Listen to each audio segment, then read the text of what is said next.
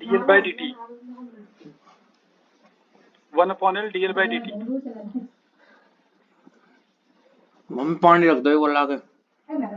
Differential form alpha is equal to 1/L dl by dt। जैसे मैं एक छोटा सा क्वेश्चन दे रहा हूं, देखो एक वायर की लेंथ है 1 मीटर, अल्फा 0.01 है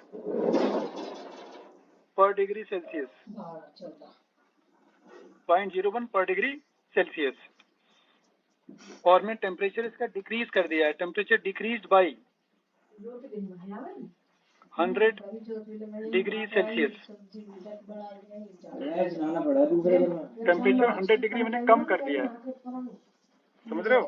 बताओ वायर की लेंथ कितनी है? धूप निकल गई। What is final length of wire? Temperature decrease by 100 degree Celsius, not increase. Delta T negative डालेंगे नहीं, delta T should be negative. बुढ़िया सी मेरी मम्मी बेचारी पागल सी हो जा, जैसी अब मेरी जैसी है जैसी।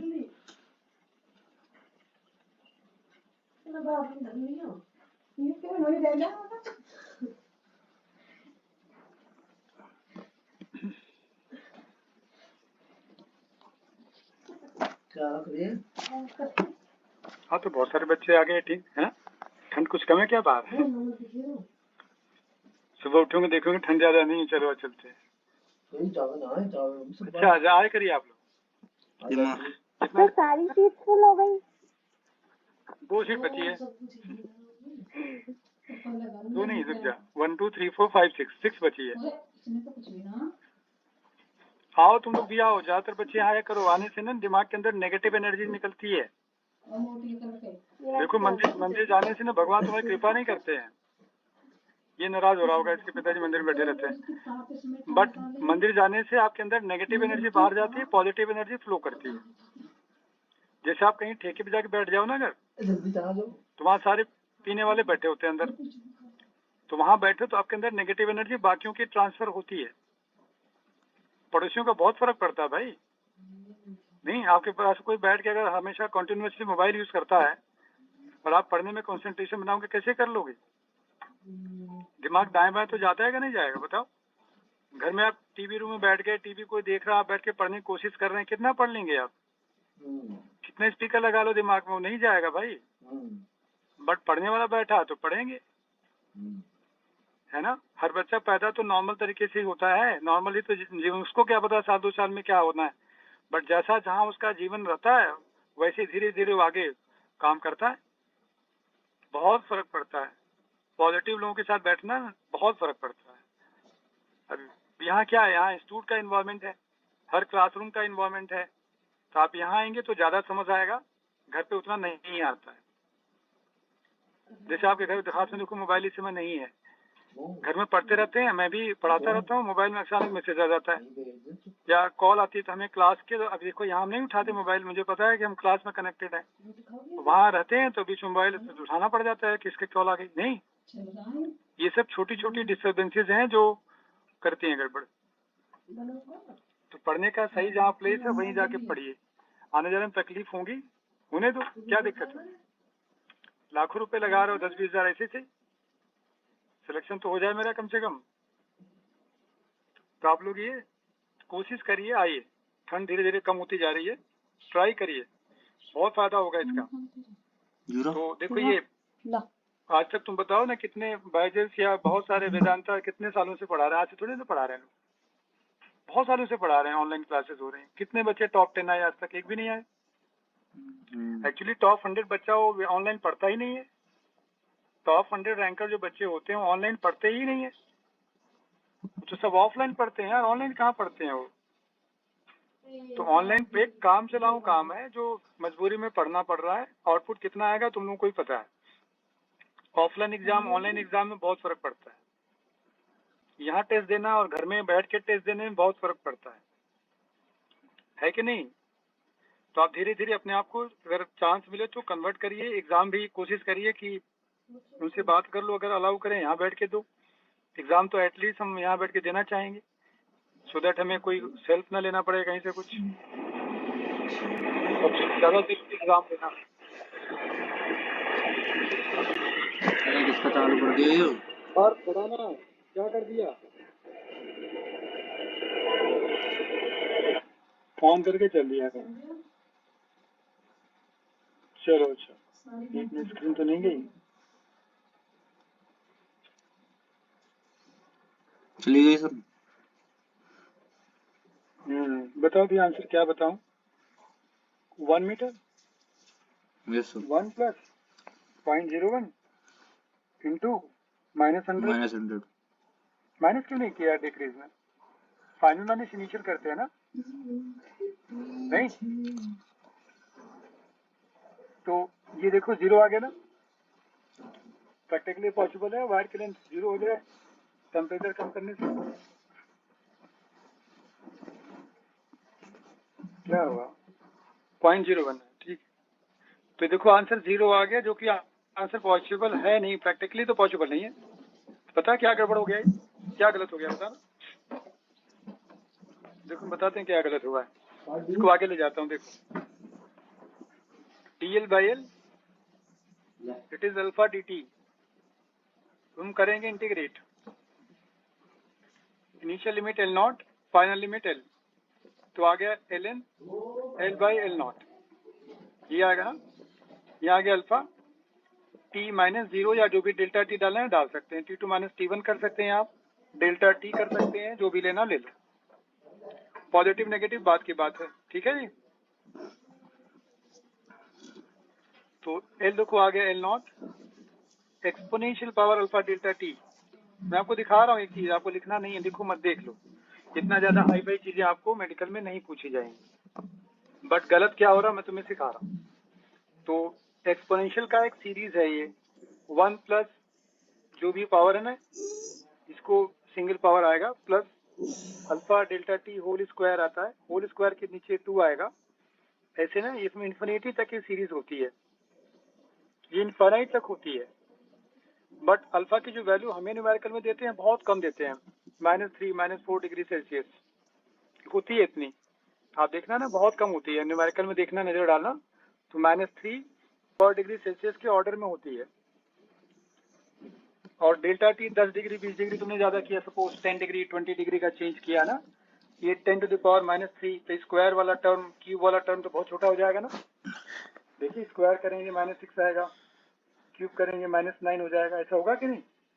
तो ये सारे टर्म क्या करूं, नेग्लेक्ट कर दूं। कब करेंगे? जब अल्फा डेल्टा टी की वैल्यू दोनों बहुत छोटी हो जाए तो हम इसे नेग्लेक्ट कर देंगे। तो आंसर आ गया L0 1 plus alpha into delta T. ये हम लोग फॉर्मूला यूज करते हैं नीचे वाले। हमने तो फैक्ट मान लिया कि यही होता है, ये हमेशा नहीं होता है, यही गड़बड़ हुआ है। अल्फा 0.01 लिया, टेम्परेचर चेंज 100 डिग्री ले लिया, मल्टीप्लाई किया तो 1 आ गया, छोटा थोड़ी ना है, समझ आया? इसलिए आंसर गलत हो रहा है। आपको पूछा नहीं जाएगा, बट मुझे दिखाना था कि इस फॉर्मूले की इंपॉर्टेंस क्या है। What is importance of alpha 1/L dl/dt। ये सही रास्ता होता ऊपर वाला, ये हमेशा काम करेगा, नीचे वाला हमेशा काम नहीं करेगा। तो डिफरेंशियल फॉर्म में क्या हुआ समझ आया? आप लोग 12वीं पास के बच्चे हैं, इसलिए मैं यही आपको रेजिस्टेंस सिखाना चाहूंगा कि देख लो, रेजिस्टेंस हम नहीं बताएंगे बातें, समझिए इसको। 12th में भी फार्मूला होता है alpha equal to 1/r dr/dt। कुछ लोग बैठे हैं, बैठे होंगे घर पे भी, मैंने पढ़ाया हुआ है 1/r dr/dt।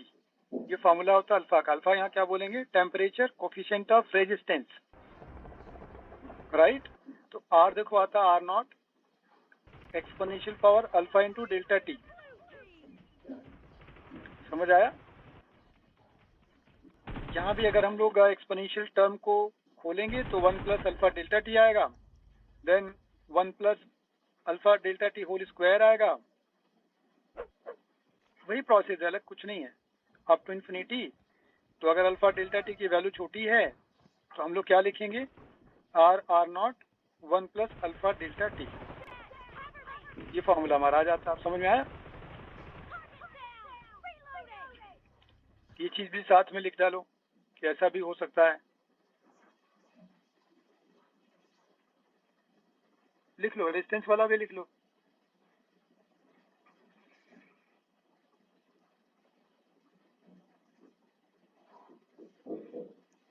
और रेजिस्टेंस रोयल बाई एरिया होता है, नहीं होता है कि नहीं, rho l by area, rho not L by area 1 plus alpha delta T.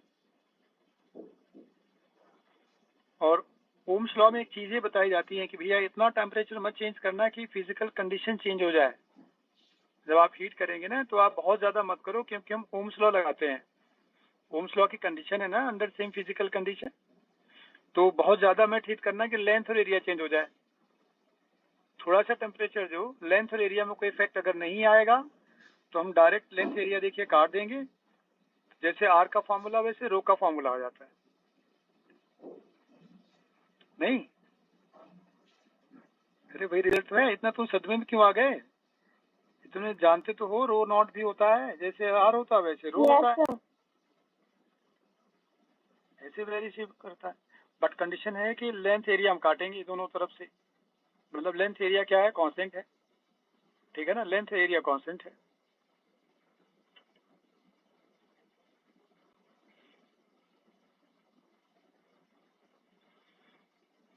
अब ये बताओ, अगर नीचे वाला रिलेशन देखें, रो एंड टी का पावर देखो 1 1 है ना, rho to the power 1 temperature power 1, graph कैसा बनना चाहिए? स्ट्रेट लाइन बनना चाहिए, नहीं? बट अगर तुम लोगों को याद है, नहीं याद है तो भी आप जान लो, जो वेरिएशन बनता है वो कर्व लाइन बनती है ऐसे। ये एक्सपोनेंशियल ग्राफ है, एक्सपोनेंशियल ग्रोथ हो रहा है ऊपर, अल्फा पॉजिटिव है इसके लिए। इसका एग्जांपल होता है मेटल, समझे? हम स्ट्रेट लाइन कहाँ बनाते हैं, हम तो कर्व लाइन बनाते हैं। और अगर अल्फा नेगेटिव कर दिया तो एक्सपोनेंशियल में देखो नेगेटिव पावर आएगा, नहीं? तो एक्सपोनेंशियली देखो डिके करता रहेगा, नीचे जाएगा ग्राफ, इसके लिए अल्फा नेगेटिव है। ये सेमीकंडक्टर का एग्जांपल है, सेमीकंडक्टर का एग्जांपल है, ऊपर वाला मेटल का एग्जांपल है।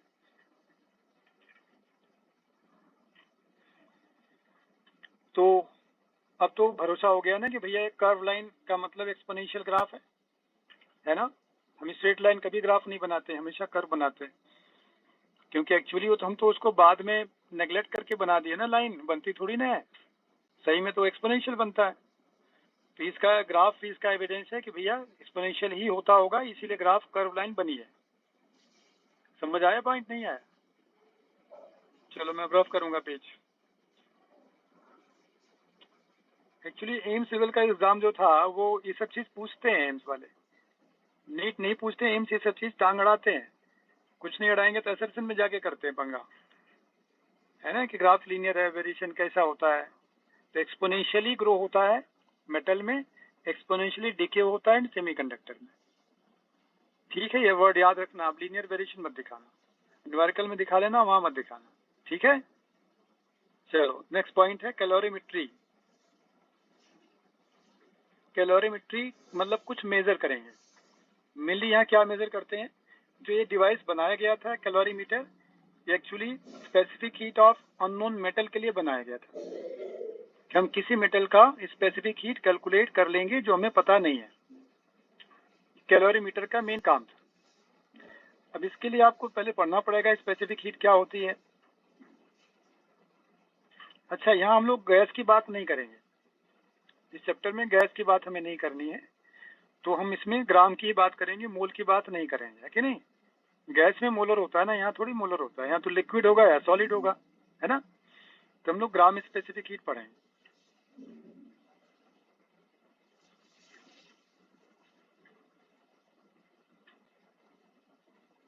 तो ग्राम स्पेसिफिक हीट का फॉर्मूला छोटा सी लेना, बड़ा सी मत लेना। It is amount of heat absorbed पर सेकेंड, सॉरी पर ग्राम पर degree Celsius change in temperature. इसका यूनिट देखिए, कैलोरी, कैलोरी अपॉन ग्राम हो गया, डिग्री सेल्सियस हो गया। इसमें क्या आप पूछेंगे लोग, जैसे वाटर का एक पूछेंगे क्या होता है सी, ये आपको याद रखना पड़ेगा। आइस के लिए आपको याद रखना पड़ेगा। मैक्सिमम किसकी होती है याद रखना पड़ेगा। मैक्सिमम 3.5 होता है। ये एक्चुअली हाइड्रोजन गैस के लिए होती है, it is for hydrogen gas. Ice की 0.5 होती है, सभी कैलोरी पर ग्राम में है। वाटर की 1 होती है। इतना आपको लर्न करना पड़ेगा। वाटर का, आइस का, मैक्सिमम H2 गैस के लिए 3.5। गैस में ग्राम मोल दोनों डिफाइंड है, बट लिक्विड सॉलिड में सिर्फ ग्राम बोलना, मोल नहीं चलता। ठीक है, मोल की बात यहाँ मत करना। देन देखो आता latent heat. Latent heat, latent का मतलब समझते हैं ना? जैसे मान लो कोई हल्का बच्चा घर में बाई वेट, जैसे यही देख लो तो ये देखो दिख रहा है मुझे, है खाता तो होगा, ऐसा नहीं बहुत खाता होगा, तो लगता नहीं है। क्यों? ये लेटेंट हीट है। खाया जा रहा है, पता नहीं लग रहा कहाँ जा रहा है कुछ हो ही नहीं रहा। तो यहाँ होने का मतलब टेम्परेचर है, कुछ तो होगा। मतलब यहाँ ये कह रहे हैं टेम्परेचर नहीं बढ़ रहा, मतलब ये हो रहा है नहीं। तो देखो यहाँ एक काम करते हैं, बॉक्स बना लेते हैं 2। इसमें लिखते हैं सॉलिड, ले लिया लिक्विड, देन वेपर।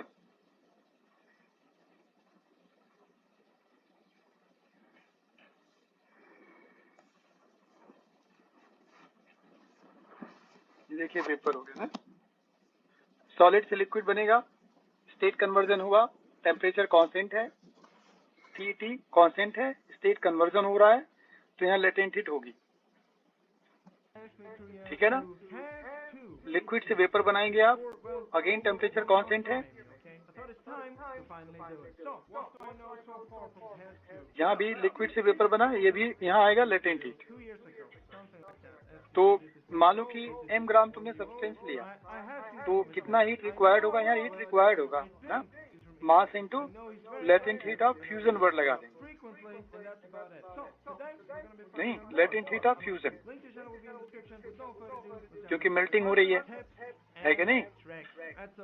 जब आप लिक्विड से वेपर पे जाओगे, यहाँ भी हीट एब्जॉर्ब होगी, mass into latent heat of vaporisation.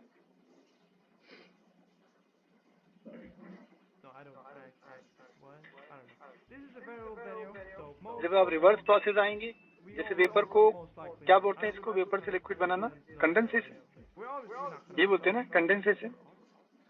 तो वेपर अगर कंडेंस होगी तो हीट चाहिए नहीं, हीट इवॉल्व करेगी, वही अमाउंट ऑफ हीट जितना लिया था उतना ही इवॉल्व करेगी।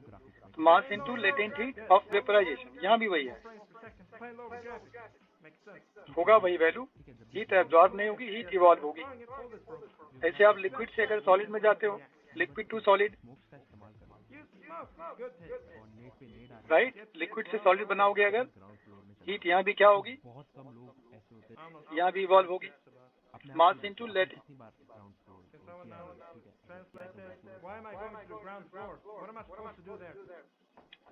तो फर्स्ट लाइन देखो, इसमें फ्यूजन की है, दूसरी वेपराइजेशन की है, उल्टा जाएंगे तो कंडेंसेशन है। लिक्विड से सॉलिड क्या है? फ्रीजिंग है, फ्रीजिंग हुआ ना। तो ये दोनों उल्टा आगे, अब पहले वाले में देना पड़ेगा, दूसरे में लेना पड़ेगा, दोनों अलग अलग प्रोसेस है। तो जब आपको लगता है टेम्परेचर वैरी नहीं करेगा तो आप इसको कर लिया। वैल्यू आपको पता है ना, लिख दूं, लिख देता हूँ। तो आइस की कितनी होती है? 80 कैलोरी पर ग्राम। और वाटर ले रखे हैं, वाटर के लिए अगर वेपराइजेशन की बात करें, एक्चुअली आइस वाटर के लिए है, जो वैल्यू हम लोग याद रखते हैं। मेटल ऑर्बिट हो सकते हैं, एल्युमिनियम हो सकता है, कुछ और मेटल हो सकता है, ये तो बस वाटर के लिए दोनों वैल्यू लिखी जाती हैं। जैसे कोई ऑयल को फ्रीज करेंगे 80 थोड़ी चाहिए, वाटर को फ्रीज करने के लिए 80 कैलोरी पर ग्राम चाहिए। दूसरा कोई लिक्विड है तो उससे अलग वैल्यू होगी, बताएंगे आपको क्वेश्चन, ये दोनों नहीं बताएंगे। वेपराइजेशन ऑफ वाटर, राइट, ये होगा 540 कैलोरी पर ग्राम। है छोटा सा टॉपिक, लेकिन इसमें थोड़ा सा दिक्कत होती है न्यूमेरिकल सॉल्व करने में।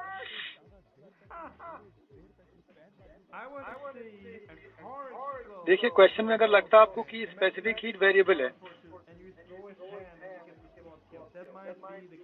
होती है वेरिएबल। एक्चुअली स्पेसिफिक हीट किसी की भी कांस्टेंट नहीं है, वाटर के भी कांस्टेंट नहीं है।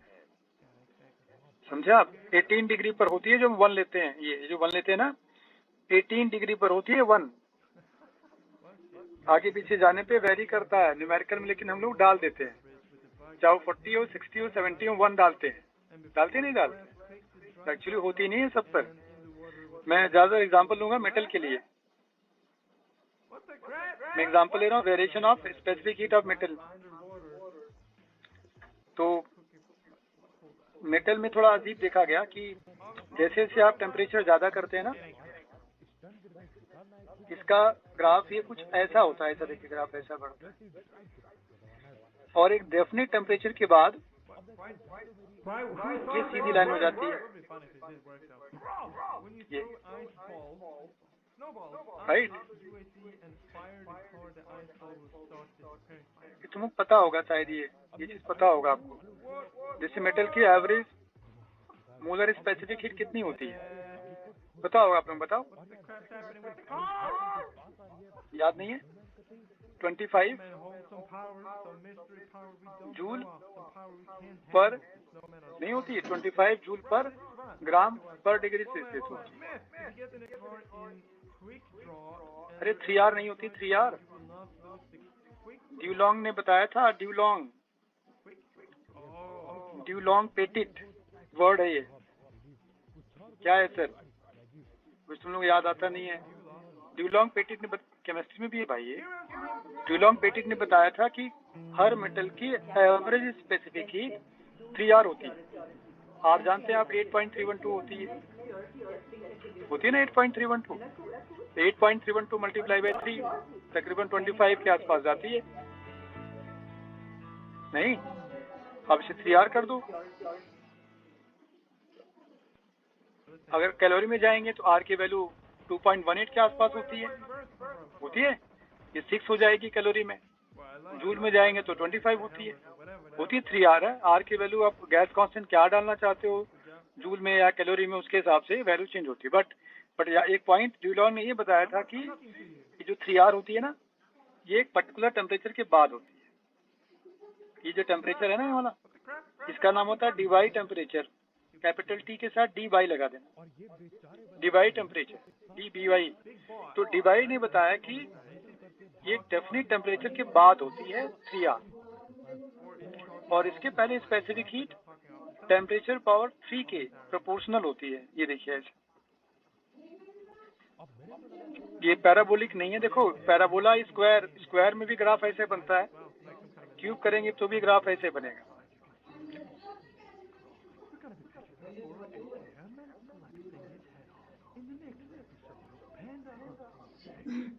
देखो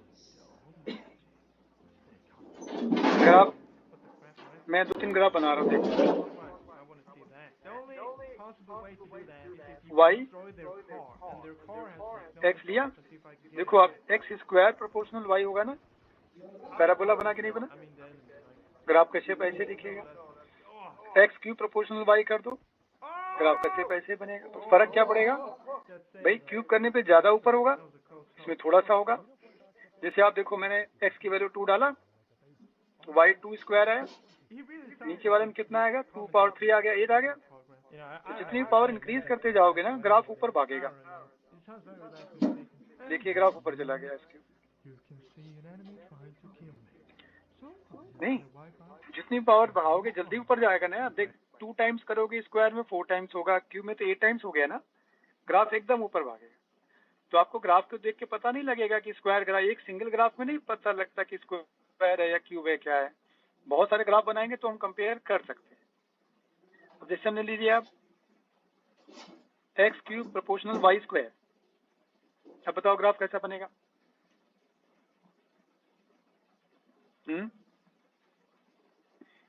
देख, अगर ये सिंगल पावर होता 1 तो स्ट्रेट लाइन बनता ना। अब अगर हम देखो x की पावर 3 है, तो x की वैल्यू में चेंज करूंगा तो y में ज्यादा चेंज आएगा, क्योंकि y की पावर कम है, 2 है ना। नहीं, जैसे x पावर 5 कर दिया, y पावर 3 कर दिया, तो ग्राफ किधर जाए? थोड़ा सा चेंज करूंगा, y में ज्यादा चेंज आए क्योंकि इसकी पावर 3 है। तो ग्राफ फिर से देखो y की तरफ आएगा। समझ आया नहीं आया? नहीं आया समझ में ना? तुम लोग क्या समझा? तुम लोग ग्रेविटेशन में ना डाउट पूछने आया था कोई उधर रूम में है? टी स्क्वायर आर क्यूब, कहाँ सुना हुआ टी स्क्वायर आर क्यूब? कैसा ग्राफ बनेगा? तो टी स्क्वायर आर क्यूब, तो जिसकी पावर ज्यादा उससे आगे जाएगा, देखो ऊपर जाएगा T square side curve line. वही तो मैं वही चीज डिस्कस कर रहा हूँ। मुझे याद है कोई बच्चा को देखो दिया है, कोई पूछने आ रहा है कैरीमन से। आप इन्वॉल्व रहिए 100%, तो ये चीजें हैं जो दिखेंगी। इसीलिए ग्राफ देखो यहाँ इस तरह का दिखा नहीं, सी प्रोपोर्शनल टी क्यूब किया तो ग्राफ कर्व लेके ऊपर गया।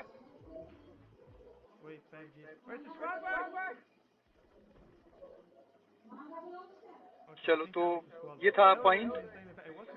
हाँ मैं ये बताना था, अगर सी वेरिएबल है तब कैसे हीट निकालेंगे, तो इसका पॉइंट लिख लीजिए आप। कुछ नहीं करना, इंटीग्रेट करना पड़ेगा और क्या करना। अब अगर आपको जैसे डेल्टा क्यूब पूछेंगे ना, डेल्टा क्यूब कितना रिक्वायर्ड है, कितनी हीट देनी, तो आप इंटीग्रेशन में एमसी करके यहाँ डेल्टा टी नहीं लेना है, आपको यहाँ डी लेना है, क्योंकि मुझे इंटीग्रेट करना पड़ेगा फिर आंसर आएगा। ऐसी नौबत मेरे यहाँ आएगी नहीं। ये हमारे मेडिकल में ये सिचुएशन इतनी वर्स्ट हमारे यहाँ नहीं आएगी, बट फिर भी जान लीजिए कि अगर होगा तो हम ऐसे करते। समझ आया? एमसीडीटी। अब लिमिट क्या है वो टेम्परेचर बताएंगे मुझे, कहाँ से कहाँ तक करना है, स्पेसिफिक हीट कैसे वेरी होगी वो भी बता देंगे, कोई फार्मूला वगैरह हम डालेंगे, इंटीग्रेट करेंगे, जो आंसर आएगा बता देंगे, क्या दिक्कत है।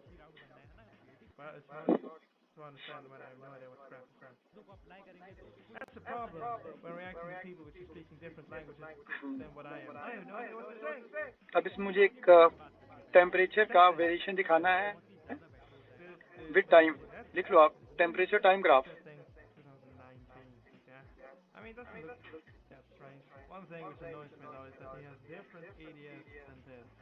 हमने एक सब्सटेंस ले लिया है,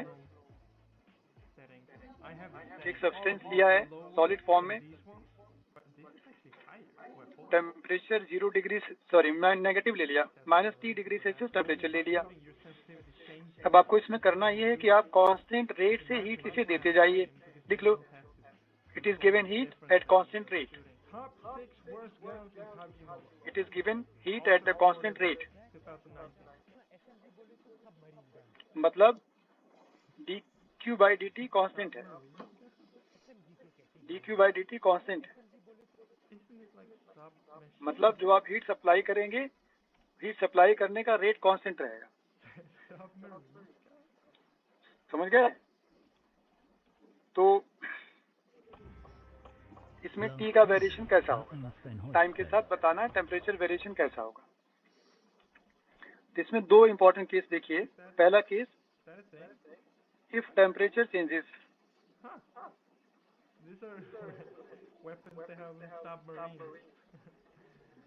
आप हीट दे रहे हैं, टेम्परेचर वेरी करेगा, तो हम dQ/dt तो कांस्टेंट है, dQ/dt देखिए यहाँ लिख लिया कांस्टेंट है ना, dQ लिखेंगे, मास, एक मिनट यार सॉरी, नीचे टाइम है, रेट है ना, नीचे टाइम है, रेट में नीचे टाइम लेना। हाँ dQ देखो हो गया mass, specific heat, right hand side भी सी ले लिया, के करूं, कांस्टेंट के कर दूं, क्योंकि मुझे स्पेसिफिक हीट लेनी है ना, तो मास लिया, स्पेसिफिक हीट ले लिया, चेंज इन टेम्परेचर लिया, बाय dt लिया। तो dt/dt नीचे टाइम है, ऊपर टेम्परेचर है, इट इज प्रोपोर्शनल टू पापा ले गए पूछ लेगा।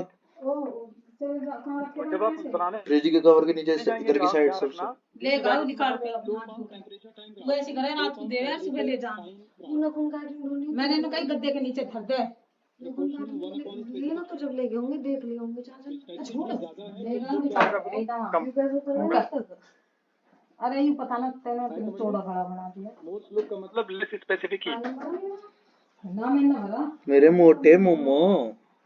और अगर लगता है टेम्परेचर कांस्टेंट है, दूसरा पॉइंट लिख लो, इफ टेम्परेचर कांस्टेंट मांग रहा कहते तो फिर मेरे पे ना ले लेगा। किस चीज की मांग रहा हो? अगर टेम्परेचर वेरी नहीं करता है तब तुम ना ना मैंने क्या कटवा लिया। डालेंगे? ये एम सी डेल्टा टी थोड़ी ना डालूंगा, बाल्टी में से लिया मैंने तो बस, एम एल डालूंगा ना, नहीं बाल्टी एम में एल से डालूंगा, लिया मैंने तो बस, तब मैं टेम्परेचर तो तो फिर बढ़ना नहीं है। बाटा पकेला दिया सारा। डेल्टा क्यों एम एल डालेंगे? इसका मतलब इसमें तो स्लोप होगा ही नहीं, ओ कहते स्लोप होगा ही नहीं, देंगे बस इसमें से नो लेना, स्लोप, बाल्टी में दिया करो। स्लोप जीरो, पहली बात स्लोप जीरो होगा। बड़ी एक बात है, जिसकी लैटेंट हीट ज्यादा होगी वो ज्यादा देर तक हीट देनी पड़ेगी, लैटेंट हीट ज्यादा हीट देनी पड़ेगी ना। जैसे एक है 80 कैलोरी देने के बाद वो मेल्ट हो गया, दूसरा 100 कैलोरी पे जाके मेल्ट होगा, तो आप तो देने हीट देने का रेट तो कांस्टेंट है, जितना ज्यादा मेल्टिंग पॉइंट होगा, सॉरी लैटेंट हीट होगी, उतनी देर तक आपको हीट देनी पड़ेगी। तो यहाँ एक पॉइंट डाल सकते हैं कि जो लेंथ होगी, इसकी लेंथ ऑफ लाइन होगी, हम ग्राफ में जो लेंथ बनाएंगे, length of line that is proportional to latent heat, latent heat. Vaccine exchange जैसे वेपराइजेशन वाला मैं बड़ी बनाऊंगा क्योंकि 540 कैलोरी होती है, लेटेंट हीट ऑफ फ्यूजन वाली कम बनाऊंगा क्योंकि 80 कैलोरी पर ग्राम होती है, छोटी लाइन बड़ी लाइन। दूसरा स्लोप वाली बात है ना, स्पेसिफिक हीट ज्यादा है, स्लोप मुझे कम बनानी है। अब ग्राफ बना दे, चलिए बनाइए ग्राफ। मुझे नेगेटिव से लेके वेपराइज तक जाना है, वेपराइजेशन तक जाना है। पहले मैं उसको मेल्ट करा लूंगा, फिर इसके बाद 100 डिग्री ले जाना पड़ेगा, फिर वेपराइज होगा, है ना। बनाओ ग्राफ, बनाओ। दिमाग पर प्रेशर डाला करो, दिमाग हर चीज बताता है। बताइए।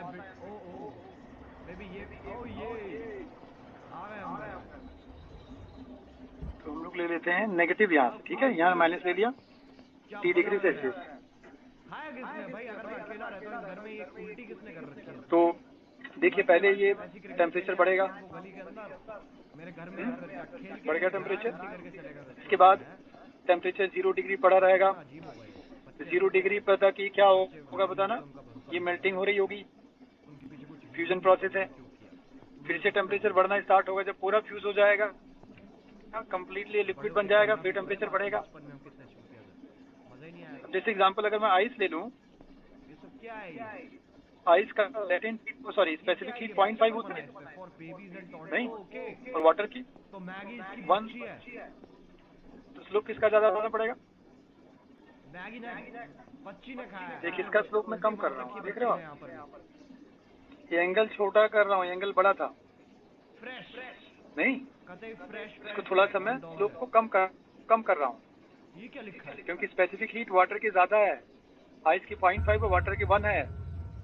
समझ आया? कोई न्यूमेरिकल नहीं भाई, थ्योरी पार्ट है, सीखो इसे। अब टेम्परेचर हो गया 100 डिग्री सेल्सियस। अब टेम्परेचर नहीं बढ़ेगा, अब क्या होगा, वेपोराइजेशन होगा। इसके बाद देखिए लाइन फिर से बन जाएगी, सीधी बड़ी लाइन बनाऊंगा। जानते हो क्यों? क्योंकि ये 80 कैलोरी पर ग्राम थी, ये 540 कैलोरी। तब इसके बाद एक कंप्लीट वाटर वेपर में कन्वर्ट हो जाएगा। इसके बाद फिर से क्या टेम्परेचर बढ़ता है, क्या स्पेसिफिक हीट की पता नहीं 0.5 0.6 कुछ होती है, उसके हिसाब से स्लोप कम ज्यादा हो जाएगा। जैसे तो दो चीजें ध्यान रखनी, एक तो स्लोप का वेरिएशन क्यों हो रहा है, दूसरा हॉरिजॉन्टल लाइन क्यों बड़ी छोटी बन रही है इसके अंदर, ये न्यूमेरिकल आपको करने हैं।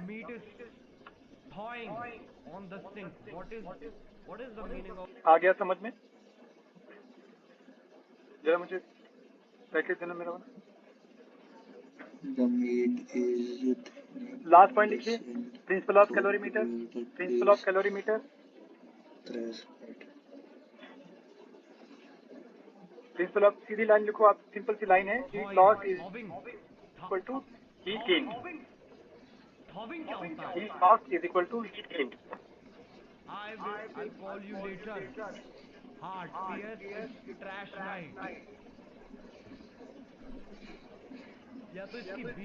समझ आया? एक ने हीट देना है, दूसरे ने लेना है। अच्छा, जब हीट लॉस हीट गेन करने जाते हो ना, तो लॉस में इनिशियल माइनस फाइनल किया कर, गेन में फाइनल माइनस इनिशियल किया कर टेम्परेचर में। हीट पता है ना आपको? हीट लॉस का मतलब इनिशियल माइनस फाइनल, गेन का मतलब final minus initial. Profit loss तो वर्ड सुना नहीं सुना?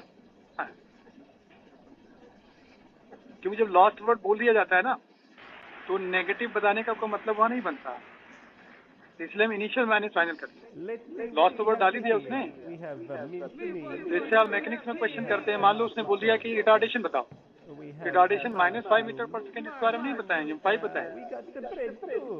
अगर बोलेगा एक्सीलरेशन बताओ तब मैं -5 बेशक बताऊं।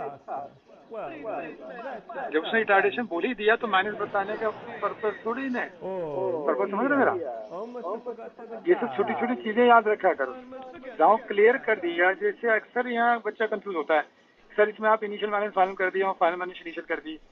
जब लॉस्ट वर्ड बोल रहे हो तब तो इनिशियल माइनस फाइनल करेंगे ना। लॉस हुआ और कम हो गया होगा नहीं, ये हर जगह ध्यान रखो। चलो न्यूमेरिकल पहले दिखाता हूँ।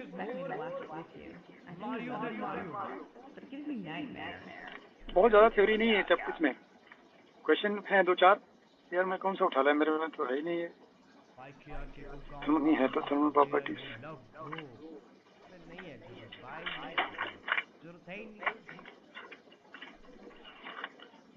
इसमें पूरा कंडक्शन, कन्वेक्शन, रेडिएशन भी है ना।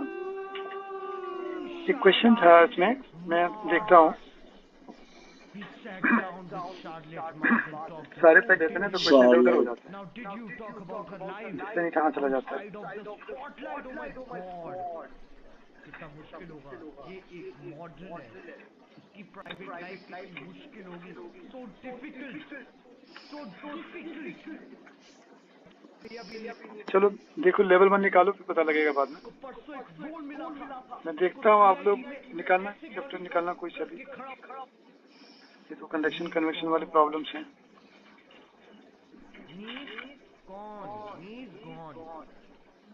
क्या लिखा है?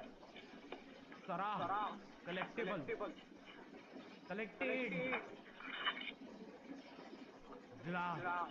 सराह कलेक्टेबल।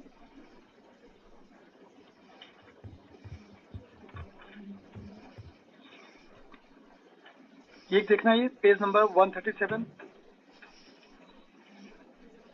32 नंबर देखो, 32 नंबर देखो, पेज 137, 32। दूसरा 24, same page 24। Love from Assam bro, big fan, thank you so much. इसमें क्वेश्चन ना मिक्स कर रखा उन्होंने, रेडिएशन वाले भी हैं, कैलोरीमेट्री वाले भी हैं। मैंने कैसे बनाई, तुमने कैसे बनाई, पढ़ लो यार इन सारी चीजों को, अच्छा लगता है। जैसे 17 नेक्स्ट पेज देखो, 136 पे देख लो आप। 17 मार्क कर लो पहले, फिर करते हैं 17। मैं देखे ना कुछ लोग जो बुक्स पढ़ते हैं फिर बकचोदी, मतलब कुछ फन चीज देखते ही नहीं। मुझे लगता है फिर हमें अब सब कुछ नॉलेजेबल देखना है, you know we have to be very knowledgeable. तो हम कुछ भी बकचोदी ये करो आप 26, ये 4 क्वेश्चन देखेंगे, हम शोज नहीं देखेंगे, ना ना ना ना, हम किताबें पढ़ेंगे। हालांकि जब हम किताबें पढ़ने बैठते हैं तो हम 2 पेजेस के बाद भूल जाते हैं कि बहन तो चल क्या रहा है, और अपने ख्यालों में खो जाते हैं। ये तो हम किताबें पढ़ेंगे बहुत, इतना कर लो और देखते हैं जब भूल में मिला नहीं। सब क्लोज क्यों हो गया है? करो बच्चों, करो करो, ट्राई मारो, हम बता देंगे, ट्राई मारो।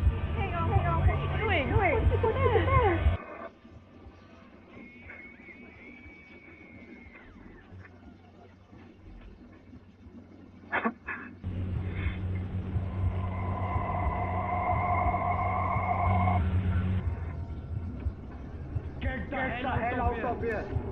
Oh, bad.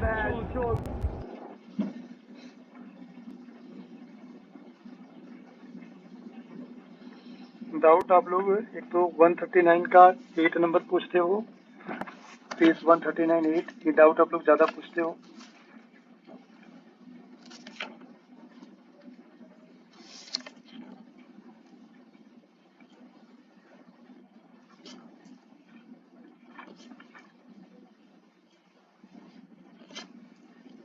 मैं पानी लाना।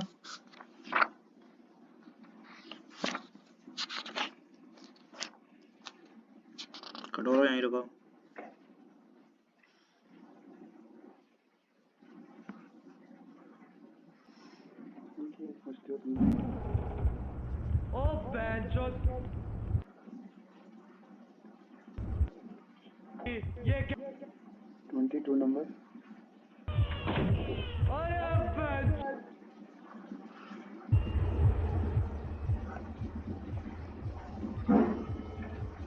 बच्चे हो रहा कुछ हो रहा है? अबे बेंचो, अरे भाई दोबारा बोल।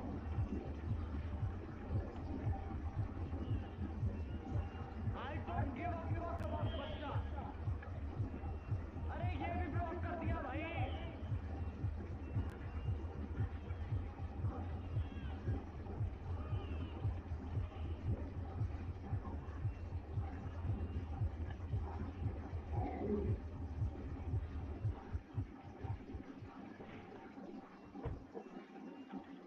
बैठ गए भाई गाड़ी में, निकलो। गया, खत्म, बाय बाय, अब कभी वापस नहीं आएगा। गया।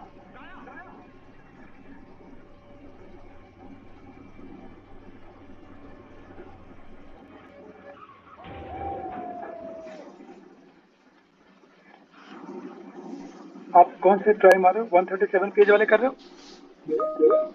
हैं? तो 137 में 32 जो देखा आपने, आप किस रेट से दिए जा रहा है? 200 कैलोरी पर मिनट है। तो आप बताओ इसमें मेल्टिंग वाला प्रोसेस कौन सा है? 5 से 20 नहीं है? पहली हॉरिजॉन्टल लाइन छोटी वाली 5 से 20 मिनट में कितना? 15 मिनट तक हीट दिया है। 5 से 20 का मतलब 15 मिनट तक हीट दिया है ना, और 200 कैलोरी पर मिनट दिया है। 200 कैलोरी पर मिनट दिया है तो 15 मिनट में कितनी हीट दे दिया?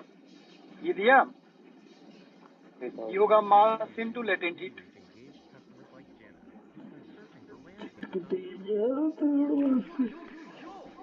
ठीक है ना? तो सॉल्व कर लो, मास पता होगा, क्वेश्चन पढ़ लो, 100 ग्राम मास दिया है। समझ आया? टफ था ये। चलो 24 ऐसे ये करो, 24 करो, यहाँ भी लेटेंट हीट बतानी। देखिए कितना आसान दिख रहा है। और इसमें टेम्परेचर टाइम ग्राफ नहीं है, टेम्परेचर का हीट ग्राफ दिया है, और भी इजी हो गया।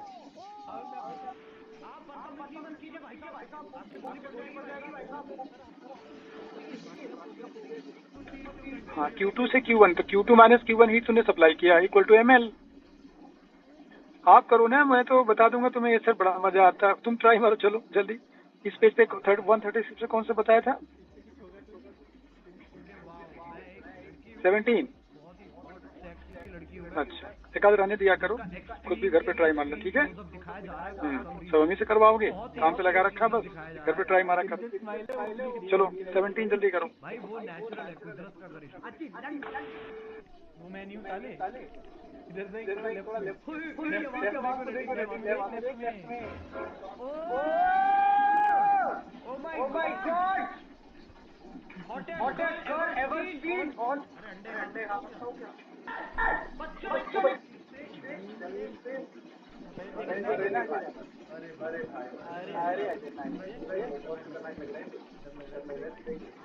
अरे ready? Are you ready? Are you ready? Are you ready? Are you ready? Are you ready?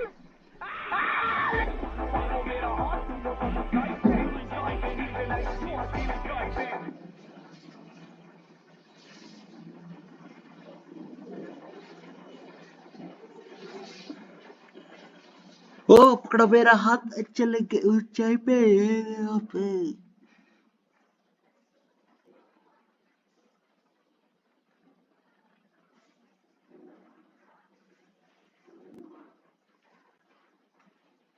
ज्यादा परेशान करते हैं प्रॉब्लम से, ये ना वाटर में आइस, आइस में वाटर, ये इसका फॉर्मूला नहीं है, ये तंग करेंगे। देखो और चल ऊंचाई में। एक एक स्टेप जाया करो आगे पीछे, तब होता है।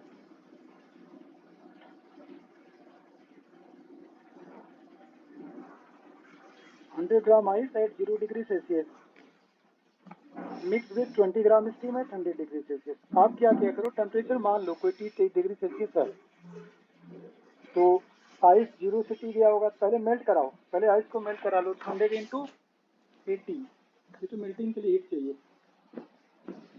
मेल्टिंग पहले मेल्टिंग करोगे ना।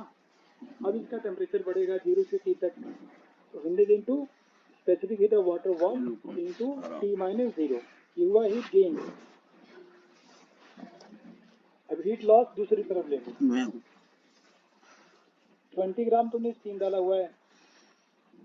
अच्छा, स्टीम 100 पर पहले वो कंडेंस होगी, पहले तो कंडेंस होगी, कंडेंस में क्या फॉर्मूला डालोगे, दे दो, ले दो, 20 इंटू 540, ये कंडेंसेशन हुआ अभी। बेटे यहाँ अटेंडेंस रजिस्टर जो आती है ना इनकी, वो देखना जरा, आई नहीं है तो ला दो। 540 क्लियर। अब वाटर बन गया, अब उसको 100 से T तक लाना है, 100 से डाउन करके T तक, कॉमन टेम्परेचर आएगा ना जो भी होगा, तो ये हीट लॉस्ट है, यही बच्चा कंफ्यूज होता है। तो T माइनस 100 नहीं करना है, क्योंकि 100 माइनस T करना है, क्योंकि लॉस्ट वर्ड है ना। तो 20 इंटू 1 इंटू 100 माइनस T, समझ आया, सॉल्व करो।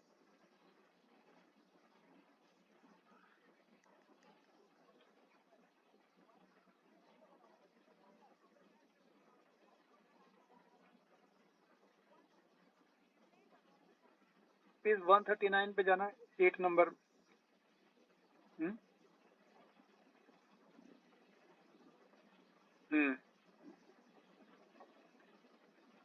और किसी को ऑब्जेक्शन है? लेफ्ट में भी 1 ले लिया स्पेसिफिक हीट, राइट में भी 1 ले लिया,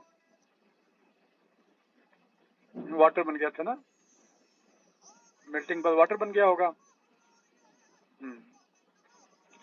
जब नेगेटिव टेम्परेचर आइस का होगा, नेगेटिव टेम्परेचर, तो नेगेटिव से 0 तक जाने के लिए वो आइस है, वहां 0.5 यूज करेंगे। जब मेल्ट करा दिया तो पानी हो गया ना वो, अच्छा वो कंडेंस हो गया तो वेपर भी पानी बन गया है, आइस भी वाटर, वाटर उधर से बन गया, वाटर इधर से बन गया।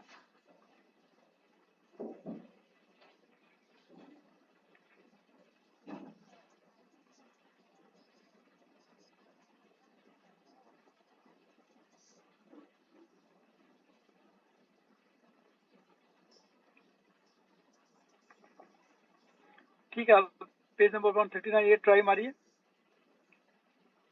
8 के बाद हमने 145 पेज लिया है, 24, 25।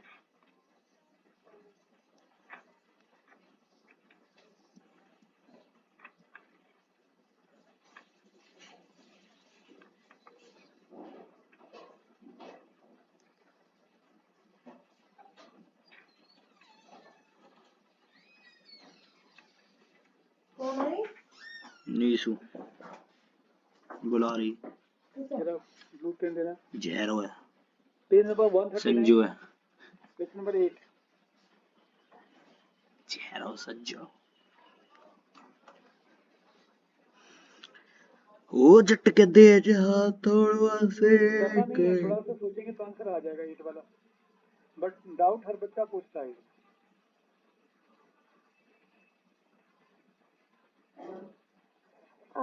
Sir, third option, less than 50 degree Celsius. एक बार आंसर वेरीफाई कर लो पीछे।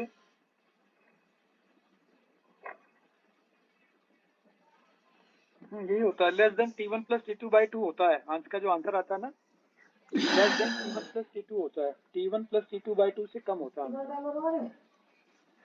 11:30। ये आता है कॉमन टेम्परेचर।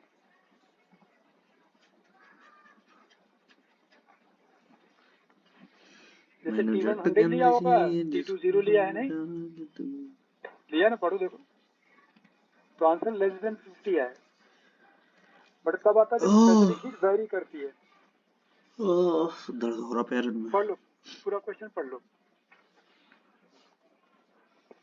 आंसर।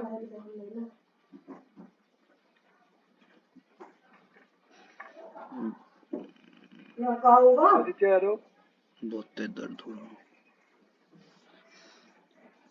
आकाश, अक्षत, सर गौरव भी प्रेजेंट है।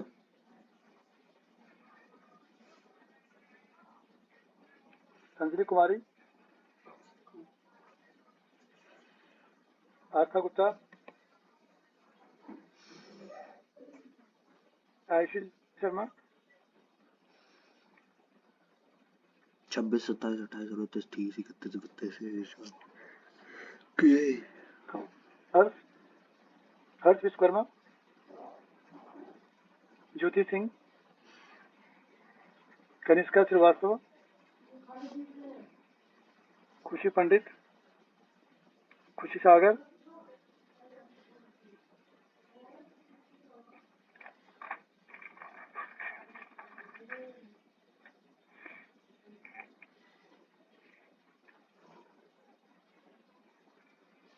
मैत्री, नवीन कुमार, नितिन सैनी, पार्थ जैन,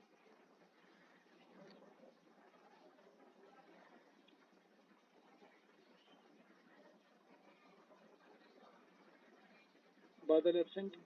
और कौन बच्चा है? क्या नाम कर दिया तुम? कर दिया। और हाँ, और किसका नाम नहीं लिया हमने? हाँ कर दिया यार प्लीज।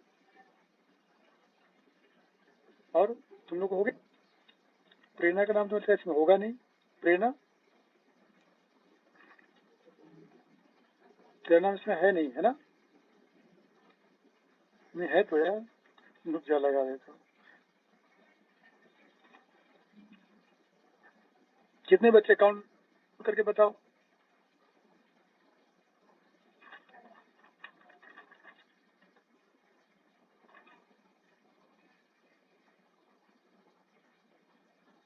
ठीक है 18 है ना? 18 बच्चे हैं देखो। ठीक है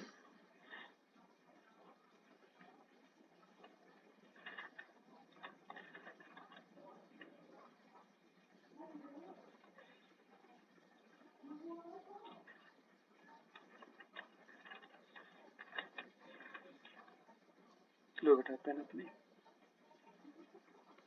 तो देखो मैं आपको पहले ये देखो कि इसमें एक लाइन लिखी है कि मतलब टेम्परेचर ज्यादा स्पेसिफिक हीट ज्यादा, टेम्परेचर कम स्पेसिफिक हीट कम, ही लाइन लिखी है ना? तो अगर स्पेसिफिक हीट किसी की बढ़ेगी तो टेम्परेचर बढ़ेगा घटेगा उसका? कंपैरेटिवली कम बढ़ेगा ना? आप समझ रहे हो? जैसे स्पेसिफिक हीट जब बढ़ाएगा mc डेल्टा टी का प्रोडक्ट में क्या फर्क पड़ेगा? टेम्परेचर कम बढ़ेगा। स्पेसिफिक हीट बढ़ने का मतलब होता है ना कि वो टेम्परेचर कम राइज होगा। तो वो मीडियम जब आइस के टेम्परेचर जीरो था तो बहुत सारी स्पेसिफिक हीट रही होगी कम, जीरो।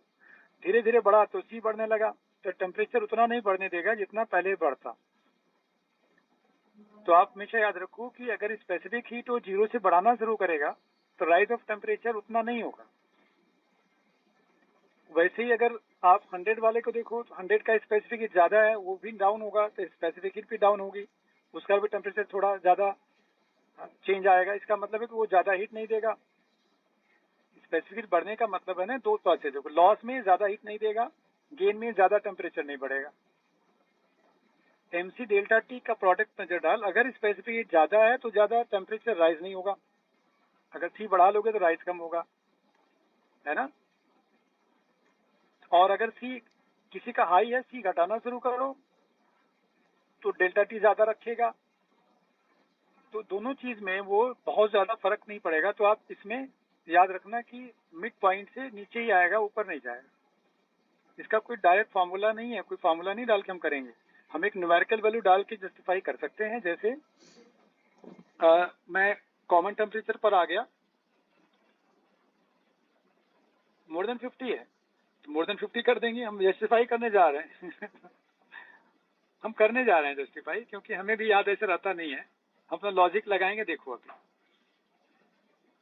खुद तो सिमरन ने बोल दिया आंसर है। आंसर सिमरन कहाँ दिया हुआ ये?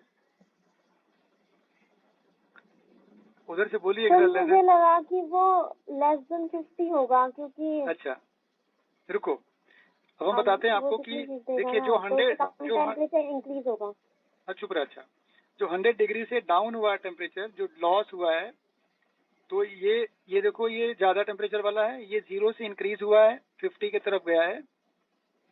ये 50 के क्लोज दोनों क्लोज आ रहे हैं टुवर्ड्स 50। तो ये टेम्परेचर के डायरेक्टली प्रोपोर्शनल स्पेसिफिक हीट। तो मैं इसका स्पेसिफिक ही ले लेता हूँ, लाइक 60, जैसे 60 समथिंग ग्रेटर लूंगा, इसका मैंने 5 से ज़्यादा लूंगा, मतलब 6 की तरफ लिया, इसका हमने ले लिया 5 से कम, जैसे 4 या ऐसा ले लिया। एक न्यूमेरिकल वैल्यू में स्पेसिफिक की इमेजिन किया है, इसका टेम्परेचर बढ़ेगा ना, ये 50 के आसपास गया, मान लो 60 तक पहुंच गया है, ये 40 डिग्री तक पहुंच गया है, तो इसका 60 के प्रोपोर्शनल होगा, उसका 40 के प्रोपोर्शनल होगा। वो कह रहे हैं ना कि टेम्परेचर बढ़ने घटने से स्पेसिफिक हीट कम ज़्यादा हो रही है। जिसका टेम्परेचर 100 से 60 डिग्री आया होगा तो उसमें 60 पर 6 के प्रोपोर्शनल होगी, नहीं, ये देखो आप 0 से 40 तक गया तो 4 के प्रोपोर्शनल होगी। तो मैं इसको लेके एक आइडिया लगा रहा हूँ कि इसकी ज़्यादा उसकी कम है, हमेशा इसकी ज़्यादा रहेगी ना। पहले 100 थी, उसकी 0 थी, वो 100 से 70 आई तो ये 20 गई, वो है ना 60 आई तो 40 तक गई होगी।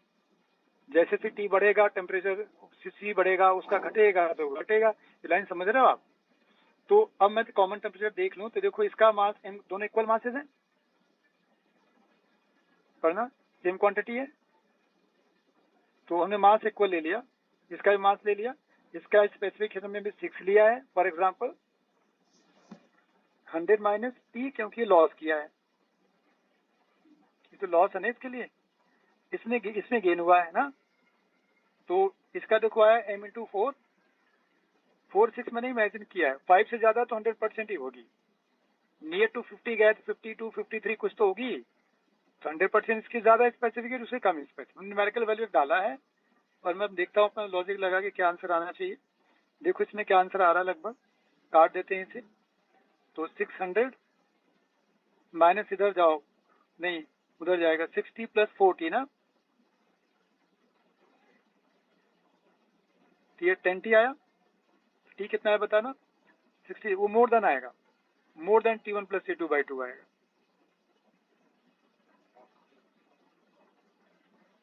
तो 0.52 ले ले, 0.52 0.49, थोड़ा नियर टू 50 जाओगे, 50 जाके बैठ तो मैं जाऊंगा नहीं, मुझे क्या पता टेम्परेचर 50 है कि नहीं है। तो मैंने देखा कि वो डाउन हो रहा है। क्वेश्चन पढ़ो, आपने पढ़ा नहीं है, specific heat proportional to temperature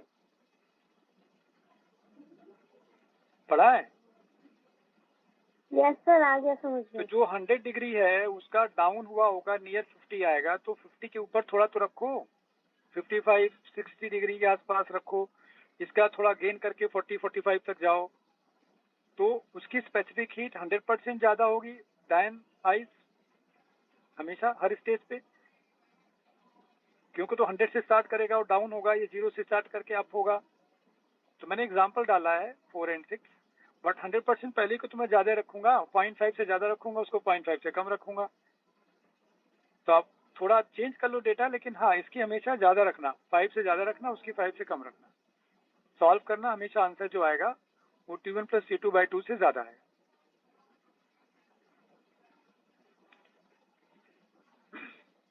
same page पे 22 नंबर देखना, 139.22 क्या है देखना, पढ़ना।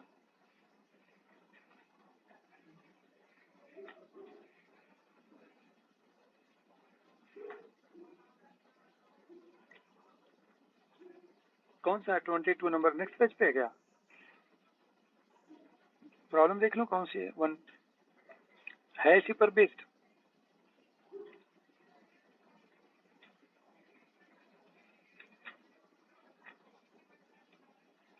हाँ ठीक है, करो 22।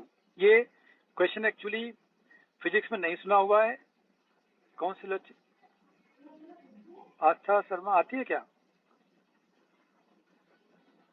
रुक जाओ, आस्था इसमें नाम बेटे है नहीं, घर से कर हुआ था कौन सी यार, वो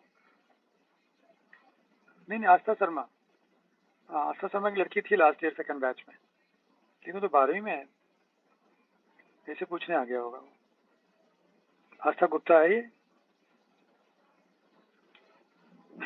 ये बच्चे क्या बताओ फायदा उठा रहा हूँ ना, क्लास से जाते हैं घूम रहे हैं।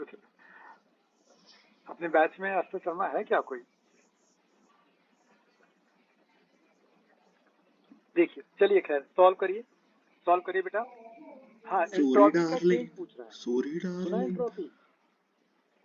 एंट्रोपी हमेशा बढ़ती है, कभी घटती नहीं है, पता है। देखो change in entropy,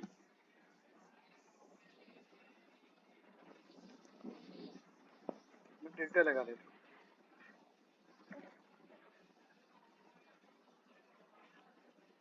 change in entropy delta S, change in heat per unit constant temperature. एक तरह से ये आस्था शर्मा हमारे अटेंडेंस इसमें नहीं है, अटेंडेंस रजिस्टर में, तो उनसे पूछो। सुनो सही, क्या काम क्या है, लेते जाओ, बात सुनो, ये लेते जाओ।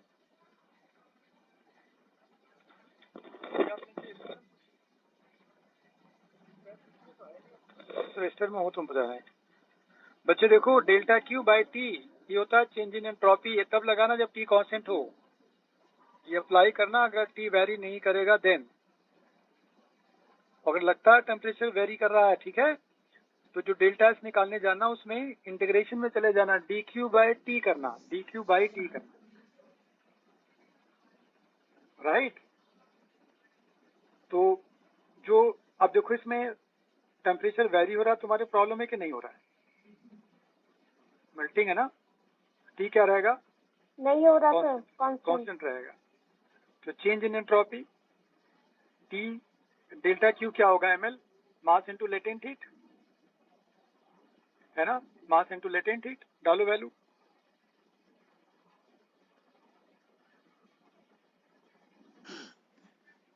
$80,000 by 273.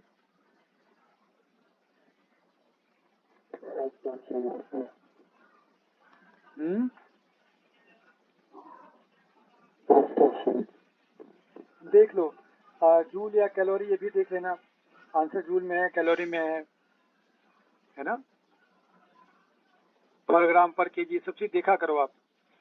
जैसे इसमें 0 ठीक है, मास केजी में दे रखा, कोई दिक्कत नहीं है, कैलोरी में आंसर है, ठीक है। तो एक 80 कैलोरी,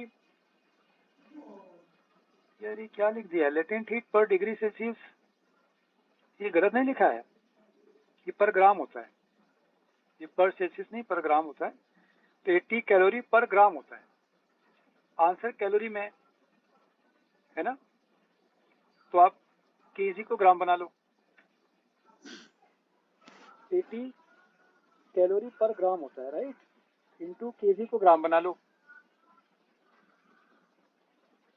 टेम्परेचर केल्विन में डालना, सिंगल टेम्परेचर सेल्सियस में कभी नहीं डालते, अपॉन 273।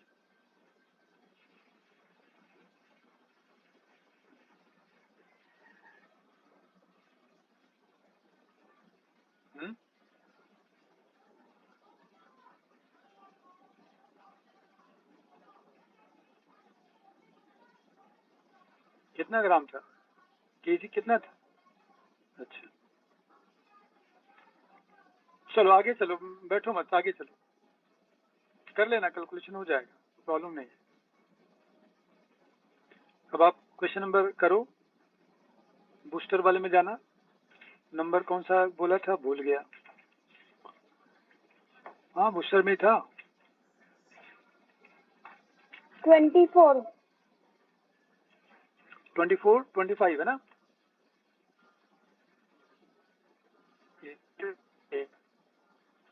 पहले आप 25 ट्राई मारिए, 25 आपसे जल्दी हो जाएगा। 25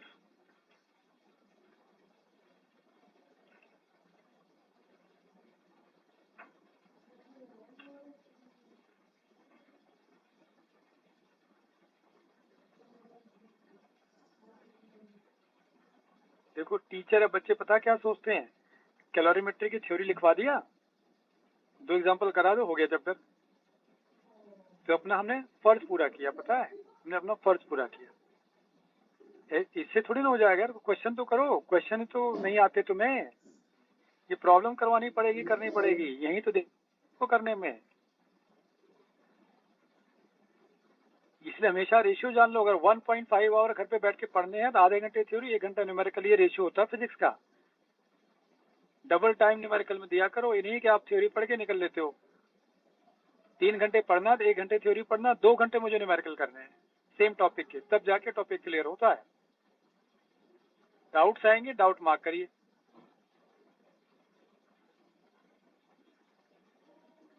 heat supplied eight constant rate, वो रेट पता नहीं है, पहले रेट पता कर लेते हैं। ठीक है जी, किस रेट से हीट दे रहा हो पता कर लेते हैं। हीट देने का रेट क्या होगा?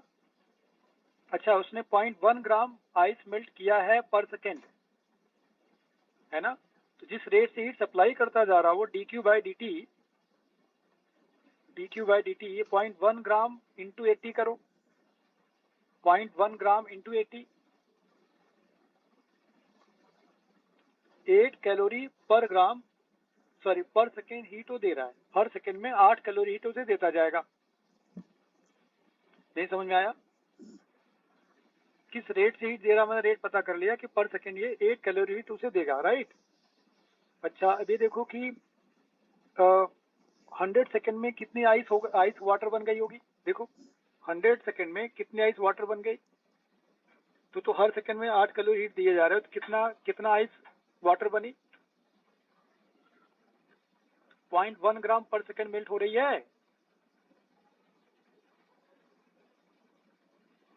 0.1 ग्राम पर सेकेंड अगर मेल्ट होगी 100 सेकेंड में 10 ग्राम 10 ग्राम इसमें वाटर बन गई होगी।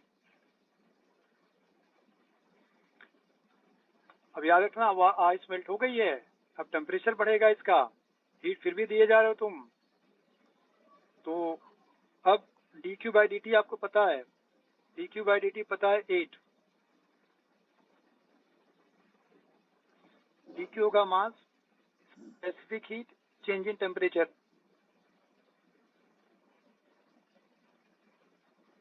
मास कितना बन गया आपको पता है, 10 ग्राम। 100 सेकेंड में 10 ग्राम तूने मास बना लिया। वाटर की स्पेसिफिक हीट 1 होती है। राइज ऑफ टेम्परेचर पर सेकेंड, टाइम 1 सेकेंड रहने दो। 0.8 मेरा तो गलत आ रहा है। मेरा गलत आ रहा है। अच्छा, मास 10 ग्राम था, मास 10 ग्राम था, ठीक है। 0.8 डिग्री सेल्सियस पर सेकेंड राइज होगा। जो आपने ग्राफ बनाया था उसी पर न्यूमेरिकल है। पहले उसने मेल्ट कराया, मेल्ट करने के बाद हीट उसी रेट से देता रहा, इसके बाद उसका टेम्परेचर बढ़ा लिया। हो गया पॉइंट समझ में, क्लियर हुआ? हाँ जी।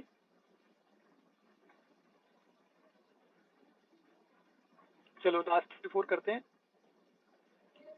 करिए, ट्राई करिए। मैं अटेंडेंस भेज दूं उनको, काम भी जरूरी काम हो जाता है।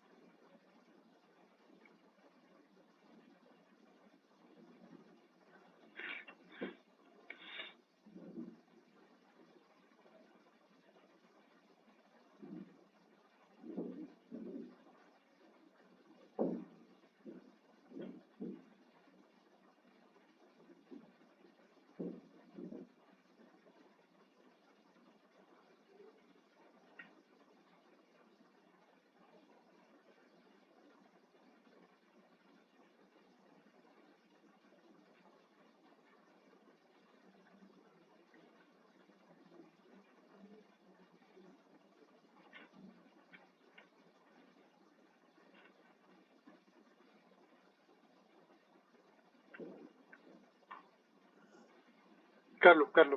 उसमें देखना थोड़ा सा आपको कोलिजन लगाना पड़ेगा, कोलिजन थ्योरी। कैसा collision? Elastic inelastic, perfectly inelastic. Loss of energy formula बताना, बताओ फॉर्मूला। परफेक्ट इलास्टिक में लॉस ऑफ एनर्जी फॉर्मूला क्या था? Half product mass in bracket V1 minus V2 whole square. देखो कितनी लॉस हुई, देखो। अब इसकी 50% एनर्जी हीट में कन्वर्ट होगी, ध्यान रखना। जो निकालोगे ना आप 1/2 करके लेना, वो हीट में कन्वर्ट हो रही है। तो it is example of perfectly inelastic collision. पहले ये पॉइंट डाल दो आप।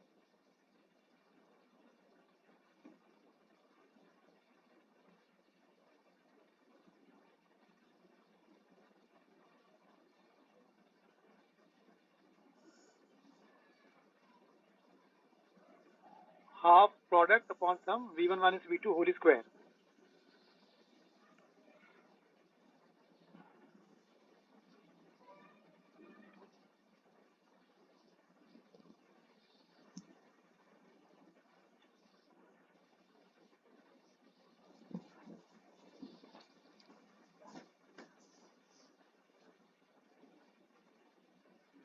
One by two M1 M2 over M1 plus M2। Relative velocity क्या होगी? V1 माइनस, दूसरा रेस्ट में था,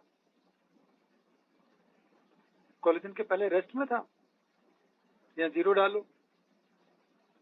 इस पूरे एनर्जी का 1/2 50% हीट जो होगी वो देखिए आए, इससे वो आइस मेल्ट हुई होगी, है ना? क्या पूछ रहा है? मास कितना मेल्ट हुआ? क्या पूछ रहा है क्वेश्चन? है ml, है ना? Mass of ice melt into latent heat. अब देखो लेटेंट हीट दिया है या मुझे डालना है? क्वेश्चन देखो जूल वगैरह में दिया है या क्या दिया है? अब बताओ आप कितना डालना चाहते हो? 80 पर क्या? ग्राम केजी? ग्राम, ग्राम पर ग्राम डालना ना।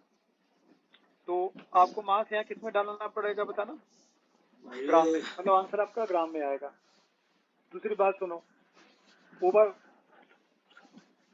ml क्या है? कैलोरी है। लेफ्ट में क्या आएगा? ये जूल में आएगा।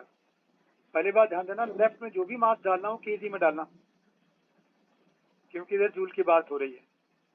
जो मासेज है वो केजी में डालना, ठीक है जी। राइट हैंड साइड ग्राम में आंसर आएगा, लेकिन फाइनली कैलोरी का चक्कर हो रहा है, तो 1 कैलोरी को जूल बनाने के लिए 4.2 आपको मल्टीप्लाई करने पड़ेंगे।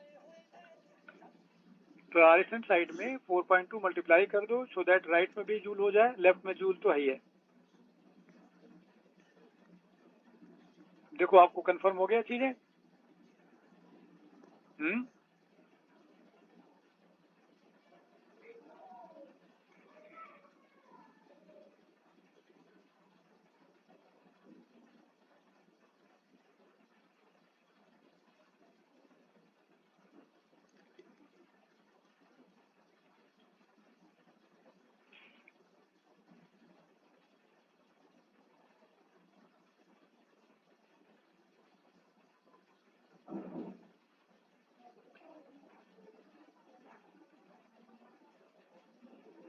अब कर लेना यार, हो जाएगा मुझे लग रहा। तो यूनिट्स का भी ख्याल हमें रखने हैं। देखो इसने कोलिजन भी लेके आ गया बीच में, उसका भी हमें ध्यान रखना है, कोलिजन में कैसे करेंगे। चलो नेक्स्ट पॉइंट है ट्रांसफर ऑफ हीट।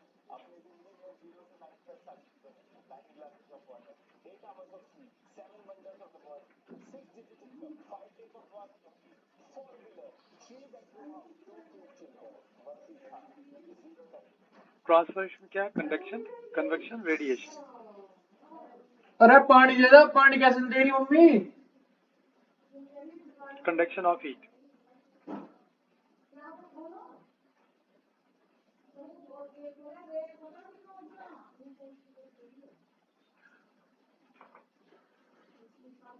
तो आप सबसे पहले देखो, जो हम लोग पढ़ते हैं उसमें हम इस बात का ध्यान रखना है कि कंडक्टर को परफेक्टली इंसुलेटिंग मटेरियल से इसकी कोटिंग करनी है। हमें इंसुलेटर मटेरियल में लगा लेता हूँ साइड वो में। तेरे नाल बच्ची है जी जो मेरा ब्लैक वाला कोई देख रहे है हैं ये जी ना इंसुलेटर है, हीट लॉस यहाँ से नहीं होगा।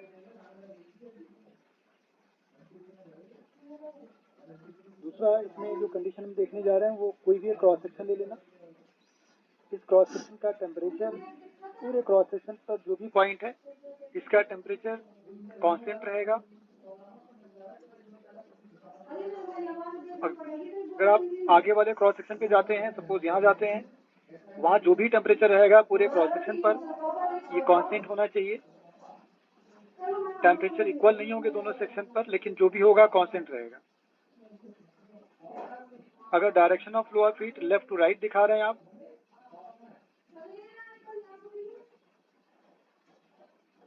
तो T1 ग्रेटर होगा देन T2, क्यों हीट पास होगी फ्रॉम हायर टू लोअर, है ना। इधर टेम्परेचर ने मान लिया ज्यादा, इधर T लिया, जैसे इधर T लिया इधर T से थोड़ा ज्यादा लिया है, T plus something greater delta T degree Celsius, क्योंकि हाइट हमेशा high temperature to low temperature side heat pass होती है।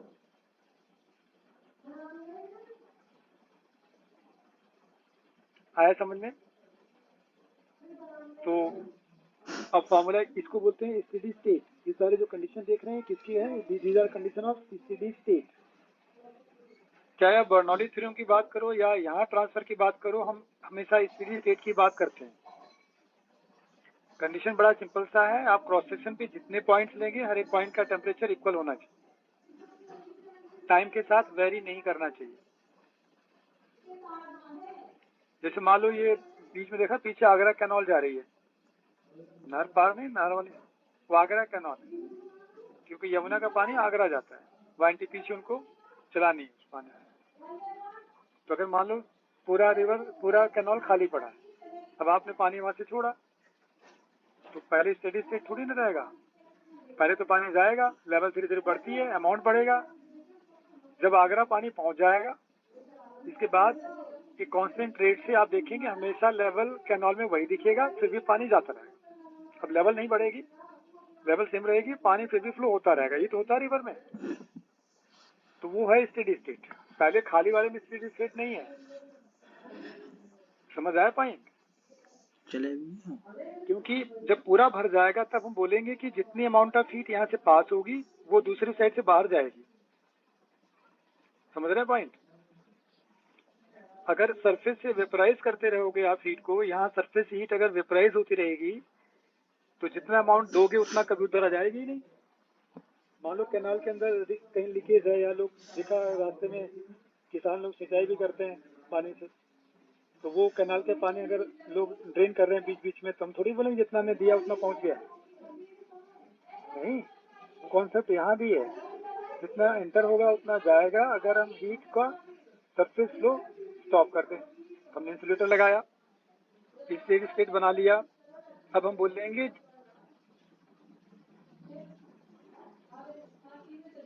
तो rate of flow of heat जो हम h/t लिखते हैं, that is given by some constant into area change, temperature change delta T over length of the conductor. K is called coefficient of thermal conductivity। हमने minus नहीं लिया है क्योंकि हमने ज्यादा में से कम टेम्परेचर माइनस किया है। समझ आया हमने क्या किया है? डेल्टा टी लेफ्ट वाला लिया है, राइट के कंपैरिजन में ज्यादा था, अपॉन लेंथ किया है। किसी किसी बुक में अगर आप इसको टेम्परेचर ग्रेडियंट वर्ड लगा देते, change of temperature per unit length, जैसे वो लोग delta T by delta x लिखते हैं, समझे आप? It is called temperature gradient. तो आगे हम माइनस लगाएंगे। क्यों लगाया माइनस? इसका मतलब जानते हैं, जैसे जैसे एक्स बढ़ेगा टेम्परेचर फोटो देखी जाता अपनी। अरे आगे ज्यादा तो पीछे जाए टेम्परेचर कम होगा ना, आगे जाओ जैसे टेम्परेचर घटेगा, लेंथ बढ़ेगा, टेम्परेचर घटेगा। तो नीचे वाला delta T by delta x का मतलब है कि as x increases T decreases. But हमने ऊपर वाले में क्या किया है? हमने तो लेफ्ट वाला टेम्परेचर ज्यादा पहले से कर लिया है, तो डेल्टा टी लेफ्ट वाला मान लिया, राइट में हमने कम था ही, हमने हायर माइनस लोअर करके लेंथ लिया है। कायदे से डेल्टा टी का मतलब होता है राइट वाला माइनस लेफ्ट वाला। दोनों का मतलब समझ में आ रहा है? माइनस का पता कब नहीं आता है, क्योंकि बुक आप देखोगे माइनस भी नजर आ जाएगा कहीं। अगर आप टेम्परेचर ग्रेडियंट वर्ड लिखेंगे भैया, x1 पे क्या टेम्परेचर है, x2 पे क्या टेम्परेचर है, x2 माइनस x1 नीचे लिखेंगे, ऊपर लिखेंगे, ऊपर कम हो गया है। जहां भी ग्रेडियंट वर्ड जाते हैं अक्सर वहां नेगेटिव आता है कि नहीं? अक्सर वहां नेगेटिव आता है। तो नेगेटिव जहां भी आता है कॉन्सेप्ट एक ही है। जैसे क्लास 12 में ग्रेडियंट वर्ड कहीं सुना हुआ है? क्या होता है बताइए? इलेक्ट्रिक फील्ड क्या लिखते थे? Potential gradient. Potential gradient. हर जगह भैया फंडा वही है, समझ आया? क्योंकि जैसे जैसे फील्ड के डायरेक्शन में जाएंगे पोटेंशियल डिक्रीज होता है।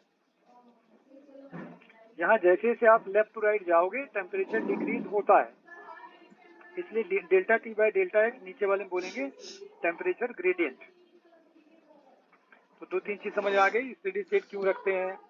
क्योंकि स्टेडी स्टेट रखेंगे तभी हम बोलेंगे एच बाई टी कॉन्स्टेंट रहेगी। अदरवाइज पता करो भैया बीच में से कितनी वेपराइज हो गई, सरफेस से कितनी निकल गई, है कि नहीं? तो ये कंडक्शन का फंडा है। थोड़ा सा इसको कंपेयर कर सकते हैं आप करंट इलेक्ट्रिसिटी के चैप्टर से, वहां से भी आप चीज समझ सकते हैं। जैसे एच बाई टी को हम बोलते हैं thermal current, ITH thermal current. ये चार्ज फ्लोइंग पर सेकेंड नहीं है, amount of heat flowing per second है। जैसे लेंथ बाई के कंडक्टिविटी है। अगर हम रेजिस्टिविटी एक महीने लेग्स की मारी है बस रोज। रेजिस्टिविटी रो एल बाई आता पता क्या मारू मुझे? तो क्या क्या एक्सरसाइज मारू हैं? स्क्वाट्स मारू 50। Thermal resistance. अच्छा तो मैंने कटिंग ला दिया था, जो मेरी तीसरी हो ना, तीसरी यहाँ से तीसरी भी खड़ी होने लगी अब। रो एल बाई एरिया होता था, 4 भी हो गए हैं? वैसा नहीं है जैसा देख रहे हो आप, वैसे तो है। मैं लिखूं क्या? देख जैसे आप अगर हम रो को सिग्मा बना देंगे तो सिग्मा नीचे आ जाएगा एल बाई एरिया। क्या दिक्कत है भाई? सिग्मा इलेक्ट्रिकल कंडक्टिविटी कि थर्मल कंडक्टिविटी है तो वैसे उनकी बिना है, उनके में और जो लोग पोटेंशियल उनके वजह से अडेप्टर लगा डायरेक्ट और केबल आ गए। अडेप्टर लगा टाटा स्काई की तार लगे। हां सब कटी पड़ी है A to Z। लो दादा इसमें हैगी है नहीं, स्पीकर के हटा लो, स्पीकर में आएगी पीछे। यू पहले दोनों में लग जाएगी, स्पीकर हटा के देखो यहाँ सारी है जूरी निकाल लो। सही है एक भाई सारा में बहुत सारी है, तो 3 है, 3 तो चाहिए। T by H by T value डालेंगे, ये देखो आएगा लेंथ बाई ए।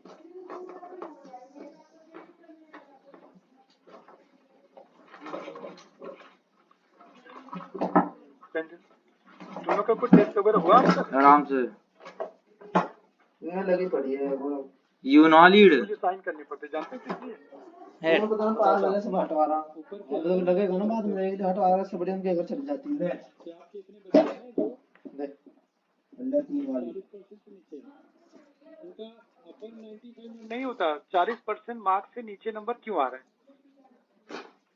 ये हर महीने टेस्ट हो जाएगा, साइन करके भेजना पड़ता है कि मतलब मैं जान गया हूँ कि मेरे बच्चे 40% से कम नंबर ला रहे हैं।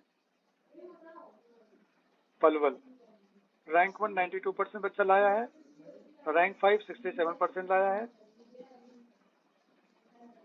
टोटल परसेंटेज बॉटम 3 परफॉर्मर्स हैं 41 19 की परसेंटेज आ रही है। कितने बच्चे हैं वो दे देते हैं, कितने बच्चे हैं आपके नंबर कम ला रहे हैं, फिर हमें साइन करके भेजना पड़ता है। पूरे साल ये अगर यही नंबर आएगा टीचर बेकार है, खराब तो बच्चा करता है। नंबर बच्चा लाएगा टीचर लाएगा है? एक बच्चा है कि 2-4 हायर रैंक आ जाती हैं, 2-4 बिलो 40 आ जाते हैं, तो एवरेज ठीक बैठ जाता है 67-70%। इतना इतना बड़ा सेटअप लगा रखा है, अगर 70% एवरेज नहीं बैठ रहा है तो कैसी पढ़ाई हो रही है कि नहीं है? ये हर एग्जाम के बाद ये नेट से लाता है और मुझे थोड़ी ना साइन करना है, सबके नंबर होते हैं अलग अलग सब्जेक्ट से, सारे टीचर को देखो साइन करना होगा। आसिफ सर, मेरा, ध्रुव सर, जो जितने भी टीचर सारे अपने अपने बैच पे देखेंगे साइन करें। ना लग रही एंड ऑफ ईयर के जमा तो दे ना। आपके साथ कुछ मिसहैपनिंग होती है तो आप जानिए कि पूरे साल आपने क्या पास किया है। प्राइवेट सेक्टर गवर्नमेंट थोड़ी है, स्कूल में क्या चिल्लाते रहो, कुछ ना होता है। यहाँ देखो आप 5 साल पहले जो टीचर थे इस साल थोड़ी ना, कितने टीचर बदल गए। नेचर, एटीट्यूड, रिजल्ट, बहुत सारी चीज मैटर होती है। अगर हमें टॉप 100 बच्चे या टॉप 50 बच्चे दे दिया, सर आप टॉप 50 पढ़ाओ, टॉप 50 में रिजल्ट क्यों खराब आएगा भाई? हमने 12वीं क्लास में सारे अच्छे बच्चे दे दिए आपको फर्स्ट बैच में डाल के, इनमें क्यों 40% जीरो रिजल्ट आ रहा? मेरे जवाब देख तो बनेगी नहीं बनेगी, अब तो बनेगी। अभी मैं क्या कर दूंगा, ये तो बच्चे मिक्स होके आए हैं, ये आपका रिजल्ट नहीं है, मैं किसी और बैच की बात कर रहा हूँ। आपका होगा उसका भी आएगा, बट कुछ ऐसे महान बच्चे नेगेटिव में ला देते हैं, एक तो जीरो भी ले आएंगे। अब बताओ 40% पे टारगेट कर रहे हैं या जीरो नेगेटिव वाले आ रहे हैं, उनका क्या करें यार? मतलब अजीब बात होगी। 4-5 क्वेश्चन 10 क्वेश्चन भी नहीं सही करते। आजकल घर बैठ के एग्जाम दे रहे हैं ना, वहां भी नेगेटिव 2 नंबर आ जा रहे हैं। ईमानदार नहीं, वो तुक्के मार रहे हैं सर,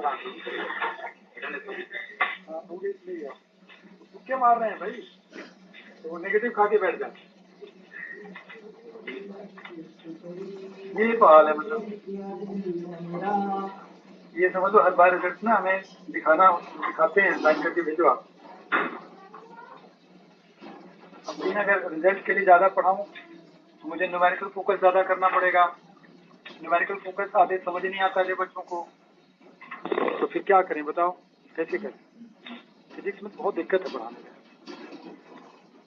पर काम किए जाते हैं, क्या करें। तो मैं क्या बता रहा था? हाँ समझ गया ना क्या क्या फंडा था इसके अंदर, है ना? तो यहाँ भी सीरीज पैरेलल होगा इसका मतलब, क्योंकि रेजिस्टेंस वाली बात हो गई ना, तो बात डालेंगे। लिख लो आप सीरीज कॉम्बिनेशन।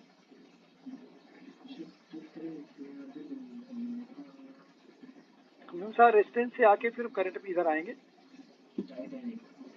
देखो बेटा, यहाँ V1 पोटेंशियल है, यहाँ V2 पोटेंशियल है, इसका रेजिस्टेंस R1 है, मान लो 5 ओम, इसका रेजिस्टेंस है 10 ओम। आपको इस पॉइंट का पोटेंशियल बताना, क्वेश्चन मार्क डाल दिया। क्या करते हैं आप?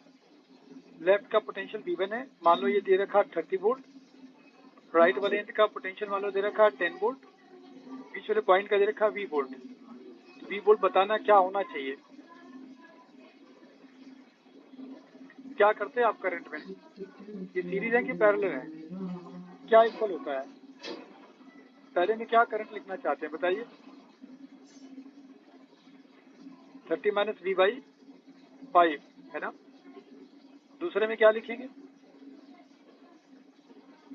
10/10। समझ आया? तो यहाँ अगर क्वेश्चन आएगा तो यहाँ भी हम वही करेंगे। समझ आया? आप देख लो, यही काम यहाँ भी करें। अब देखो, मैं आपको स्पीड में ले जाता हूँ। हमने 2 कंडक्टर ले लिया सीरीज में,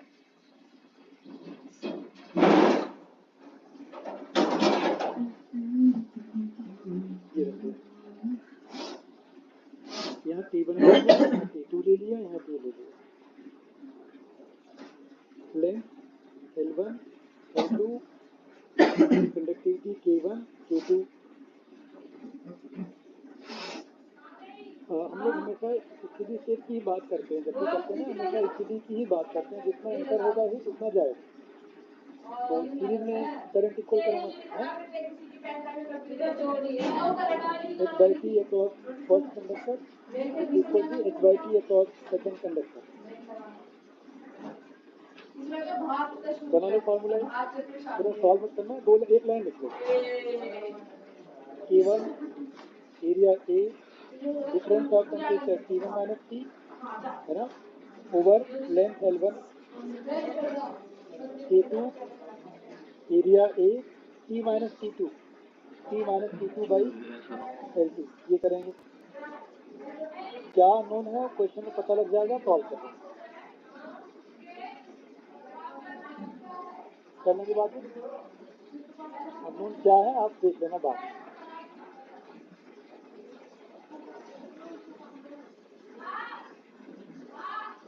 या दोनों का रेजिस्टेंस क्या लिखेंगे, R1 plus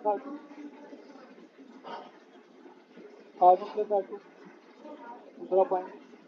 third point equivalent conductivity,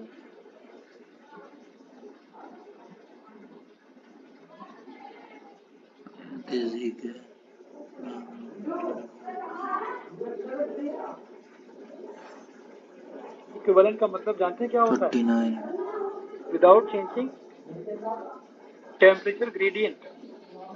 temperature gradient का मतलब T1 minus T2 by separation between them. Temperature gradient कर दीजिए कांस्टेंट, मतलब मुझे T1 T2 ही रखना और पूरा ये सेपरेशन भी देखो वही रखना है। Difference of temperature per unit length ही ना, ये कांस्टेंट रखने हैं। मतलब मैं क्या करूं, इन दोनों को हटा देता हूं, इसको हम रिप्लेस कर देंगे एक सिंगल मेटल से। ये देखो सिंगल, बट याद रहे आपको टेम्परेचर भी सेम रखने हैं एंड वाले, और इनका सेपरेशन भी सेम रखना। मतलब सेपरेशन कितना लेना चाहिए, L1 प्लस L2 लेना चाहिए। टेम्परेचर ग्रेडियंट हमें वही रखना जो पहले था, समझे आप? तो और इसका मेटल क्या लेंगे, आपकी मर्जी के, आप ले लो क्या लेना, मुझे नहीं पता, जो मर्जी के ले लो। जो 40 लेगा 288 लेगा ना तो R लेफ्ट हैंड साइड इसका लेंगे, R हम लोग जो R लेंगे ना इसका लेंगे, और R1 R2 हम पहले वाले का लेंगे। जैसे ब्लैक वाला जो लिया उसका R1 ले लेता हूँ, तो R1 क्या फॉर्मूला था, लेंथ अपॉन K है ना, लेंथ बाई K।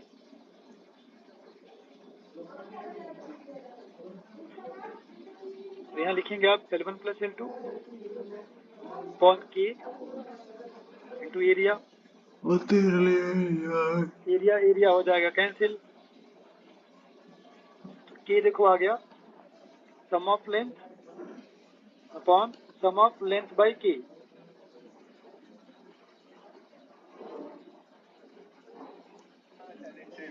एक फॉर्मूला है।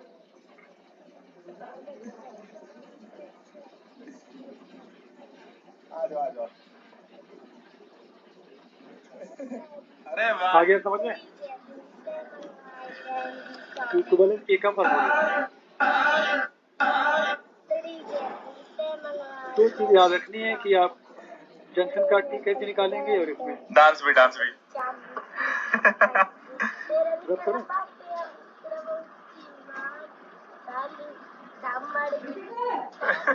अरे वाह, टैलेंटेड हो तुम तो। आज दिल है तेरा।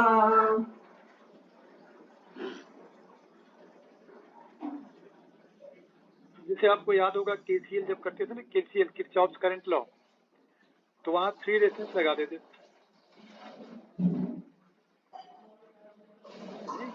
T1 ये हम लोग रेजिस्टेंस नहीं लगाए, कंडक्टर लगाए।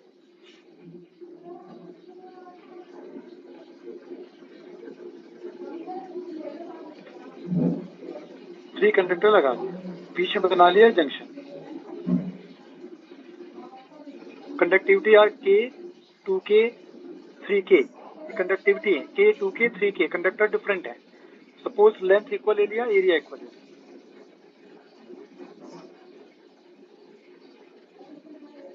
टेम्परेचर यहाँ 100 डिग्री मान लेते हैं, यहाँ ले लिया 0 डिग्री, यहाँ ले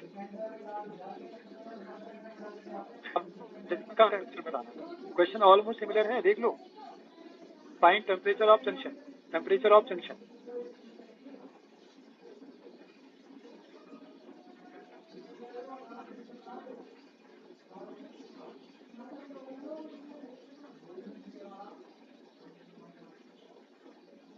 प्रोसेस केसीएल याद करो, दिमाग में रखो केसीएल में हम क्या करते थे।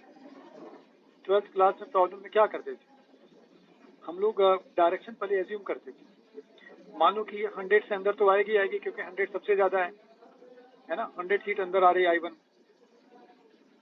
50 भी 0 से ज्यादा है, हमने इसको भी I2 को भी देखो दिखा दिया 50 से जंक्शन की तरफ, और I3 जंक्शन से 0 डिग्री की तरफ जाएगी, तो कहीं तो ले जाओगे ना, हीट लॉस थोड़ी होती है।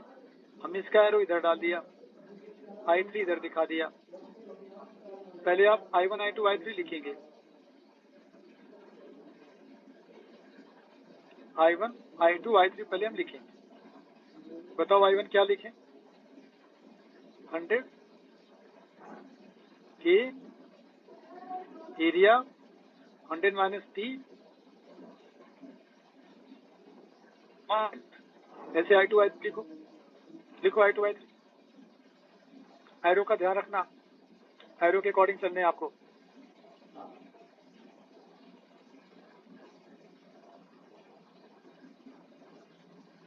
I2 इज, बोलो I2 क्या लिखा? 3K area 50 minus T upon length. I3 T minus 0 है ना, T minus 0, 2K area T minus 0 upon length. अब KCL याद करो, sum of incoming is equal to sum of outgoing, है ना, यही करते थे ना हम। तो इनकमिंग देखो I1 है, I2 है, आउटगोइंग I3 है। डालो वैल्यू, यहाँ से T आएगा, सॉल्व करो। जब करंट बोल दिया ना तो पूरा कॉन्सेप्ट करंट का ले जाना आप।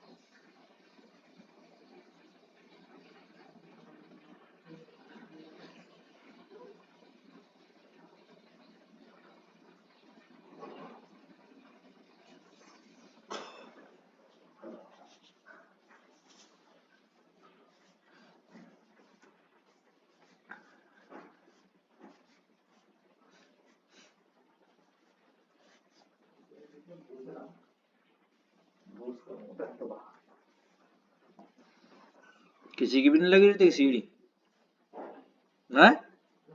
क्यों? I3 का डायरेक्शन हैं? कहाँ से है? I2 का डायरेक्शन बताओ। बेकार। तूने I2 कैसे माना है?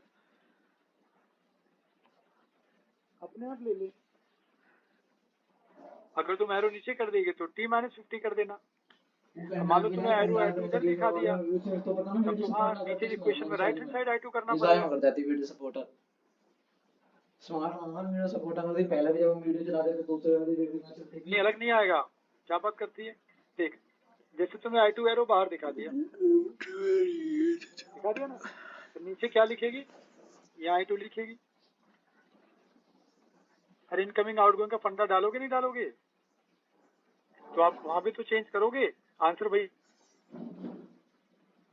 आंसर कहीं तो नहीं पता। Sum of incoming sum of outgoing KCL याद रखना। अब जैसे देखो आप, ये ले लिया 4 कंडक्टर,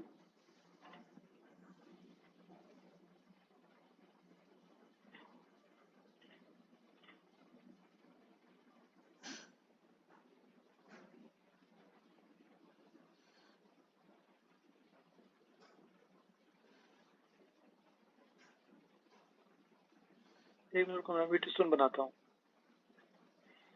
कंडक्टर ये ले लिया, इधर से दिखा दिया, एक इधर से ले लिया,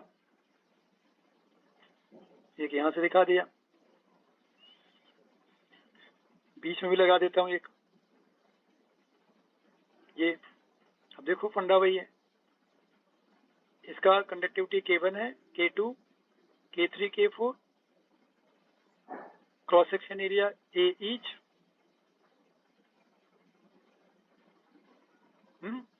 क्वेश्चन ये है कि अगर जो कंडक्टर बीच में लगा रखे हो आप, अगर इस कंडक्टर में हीट फ्लो नहीं हो रही है, नो फ्लो ऑफ हीट,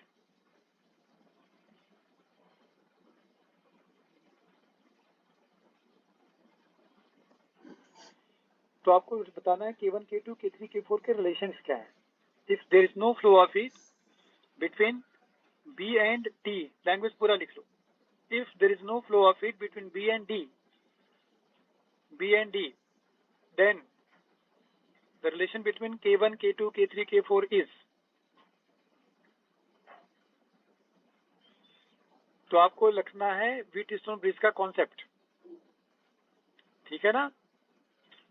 अरे बीच में हीट फ्लो नहीं होगी, इसका मतलब क्या हुआ, इसका मतलब हुआ बी पॉइंट डी पॉइंट का टेम्परेचर पहली बात इक्वल होगा। एक तो ये कंक्लूजन आया समझ में, टेम्परेचर इक्वल कर दिया है इसलिए हीट पास नहीं हो रही है। दूसरा पॉइंट, ए बी का रेजिस्टेंस, बीसी का रेजिस्टेंस का रेशियो, एडी वाले का रेजिस्टेंस और डीसी वाले का रेजिस्टेंस इक्वल होना चाहिए।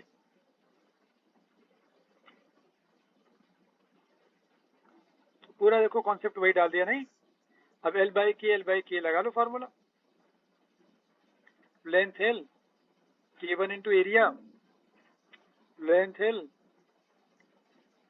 K2 into area,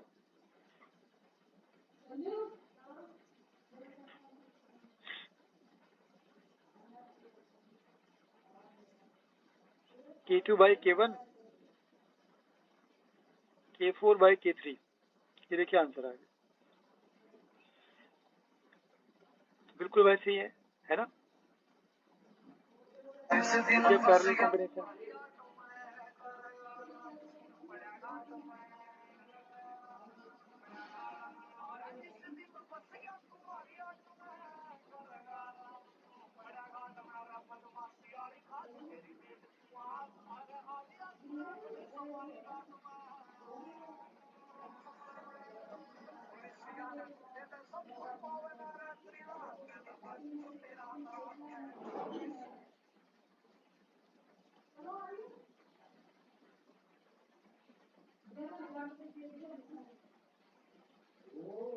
parallel direct होगा। अच्छा इसमें एरिया इक्वल हो जरूरी नहीं है, एरिया इक्वल कर दो कंपलसरी नहीं, तो इसको थोड़ा सा मैं थिकनेस बढ़ा देता हूँ। कहाँ जा रहे थे? देखो इसका एरिया A1 ले लिया, इसका A2 लिया, बट याद रखना पैरेलल में टेम्परेचर ग्रेडियंट इक्वल होना चाहिए सारे के अक्रॉस, पोटेंशियल नहीं, टेम्परेचर ग्रेडियंट यहाँ बोलना है। मतलब लेंथ आपको 100% क्या करना पड़ेगा, इक्वल करना पड़ेगा। क्यों? क्योंकि टेम्परेचर ग्रेडियंट है तो आप T1 T2 का डिफरेंस ऊपर वाले का आएगा नीचे वाले का आएगा, पर लेंथ इक्वल करने के लिए मुझे लेंथ क्या करना पड़ेगा, इक्वल लेना पड़ेगा। तो लेंथ इक्वल लेना पड़ेगा, एरिया में और मे नॉट बी, जो चाहो ले लो एरिया। अब जो भी हीट आप यहाँ से पास करोगे वो दो पार्ट्स में डिवाइड हो जाएगी, कुछ ऊपर से जाएगी कुछ नीचे से जाएगी, है ना। तो जैसे आप पहले करते थे H by T across first conductor plus H by T across second conductor, ये देखिए इक्वल आना चाहिए। करंट डिवाइड होती है तो दोनों की करंट ऐड कर लेंगे तो नेट करंट आ गई।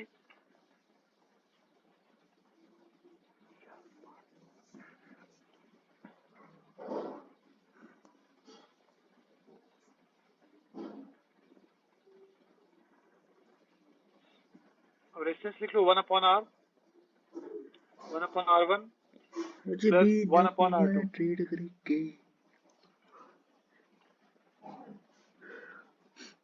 के इक्विवेलेंट के लिए क्या करें, दोनों कंडक्टर को हटा देता हूं, एक सिंगल कंडक्टर लगा लेते हैं। मेटल आप सिलेक्ट कर लो जो लेना हो। कंडीशन क्या है, टोटल एरिया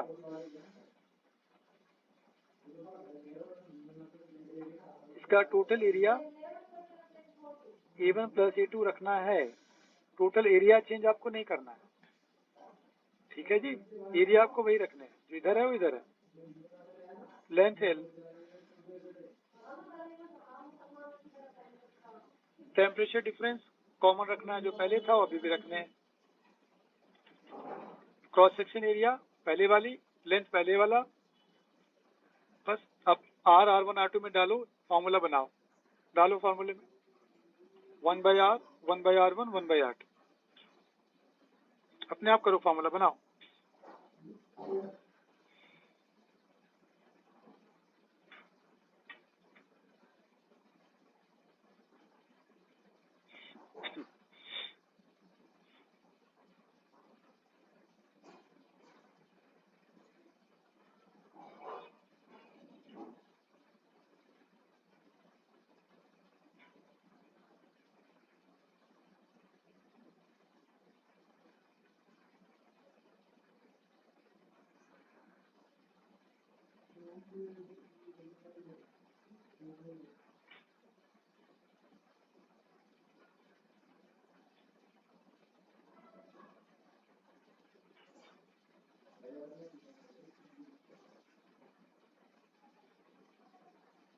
आगे फॉर्मूला बताना, क्या फॉर्मूला बना?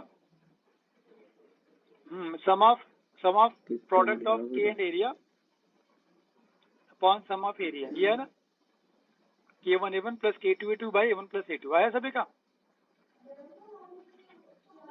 Yes, sir.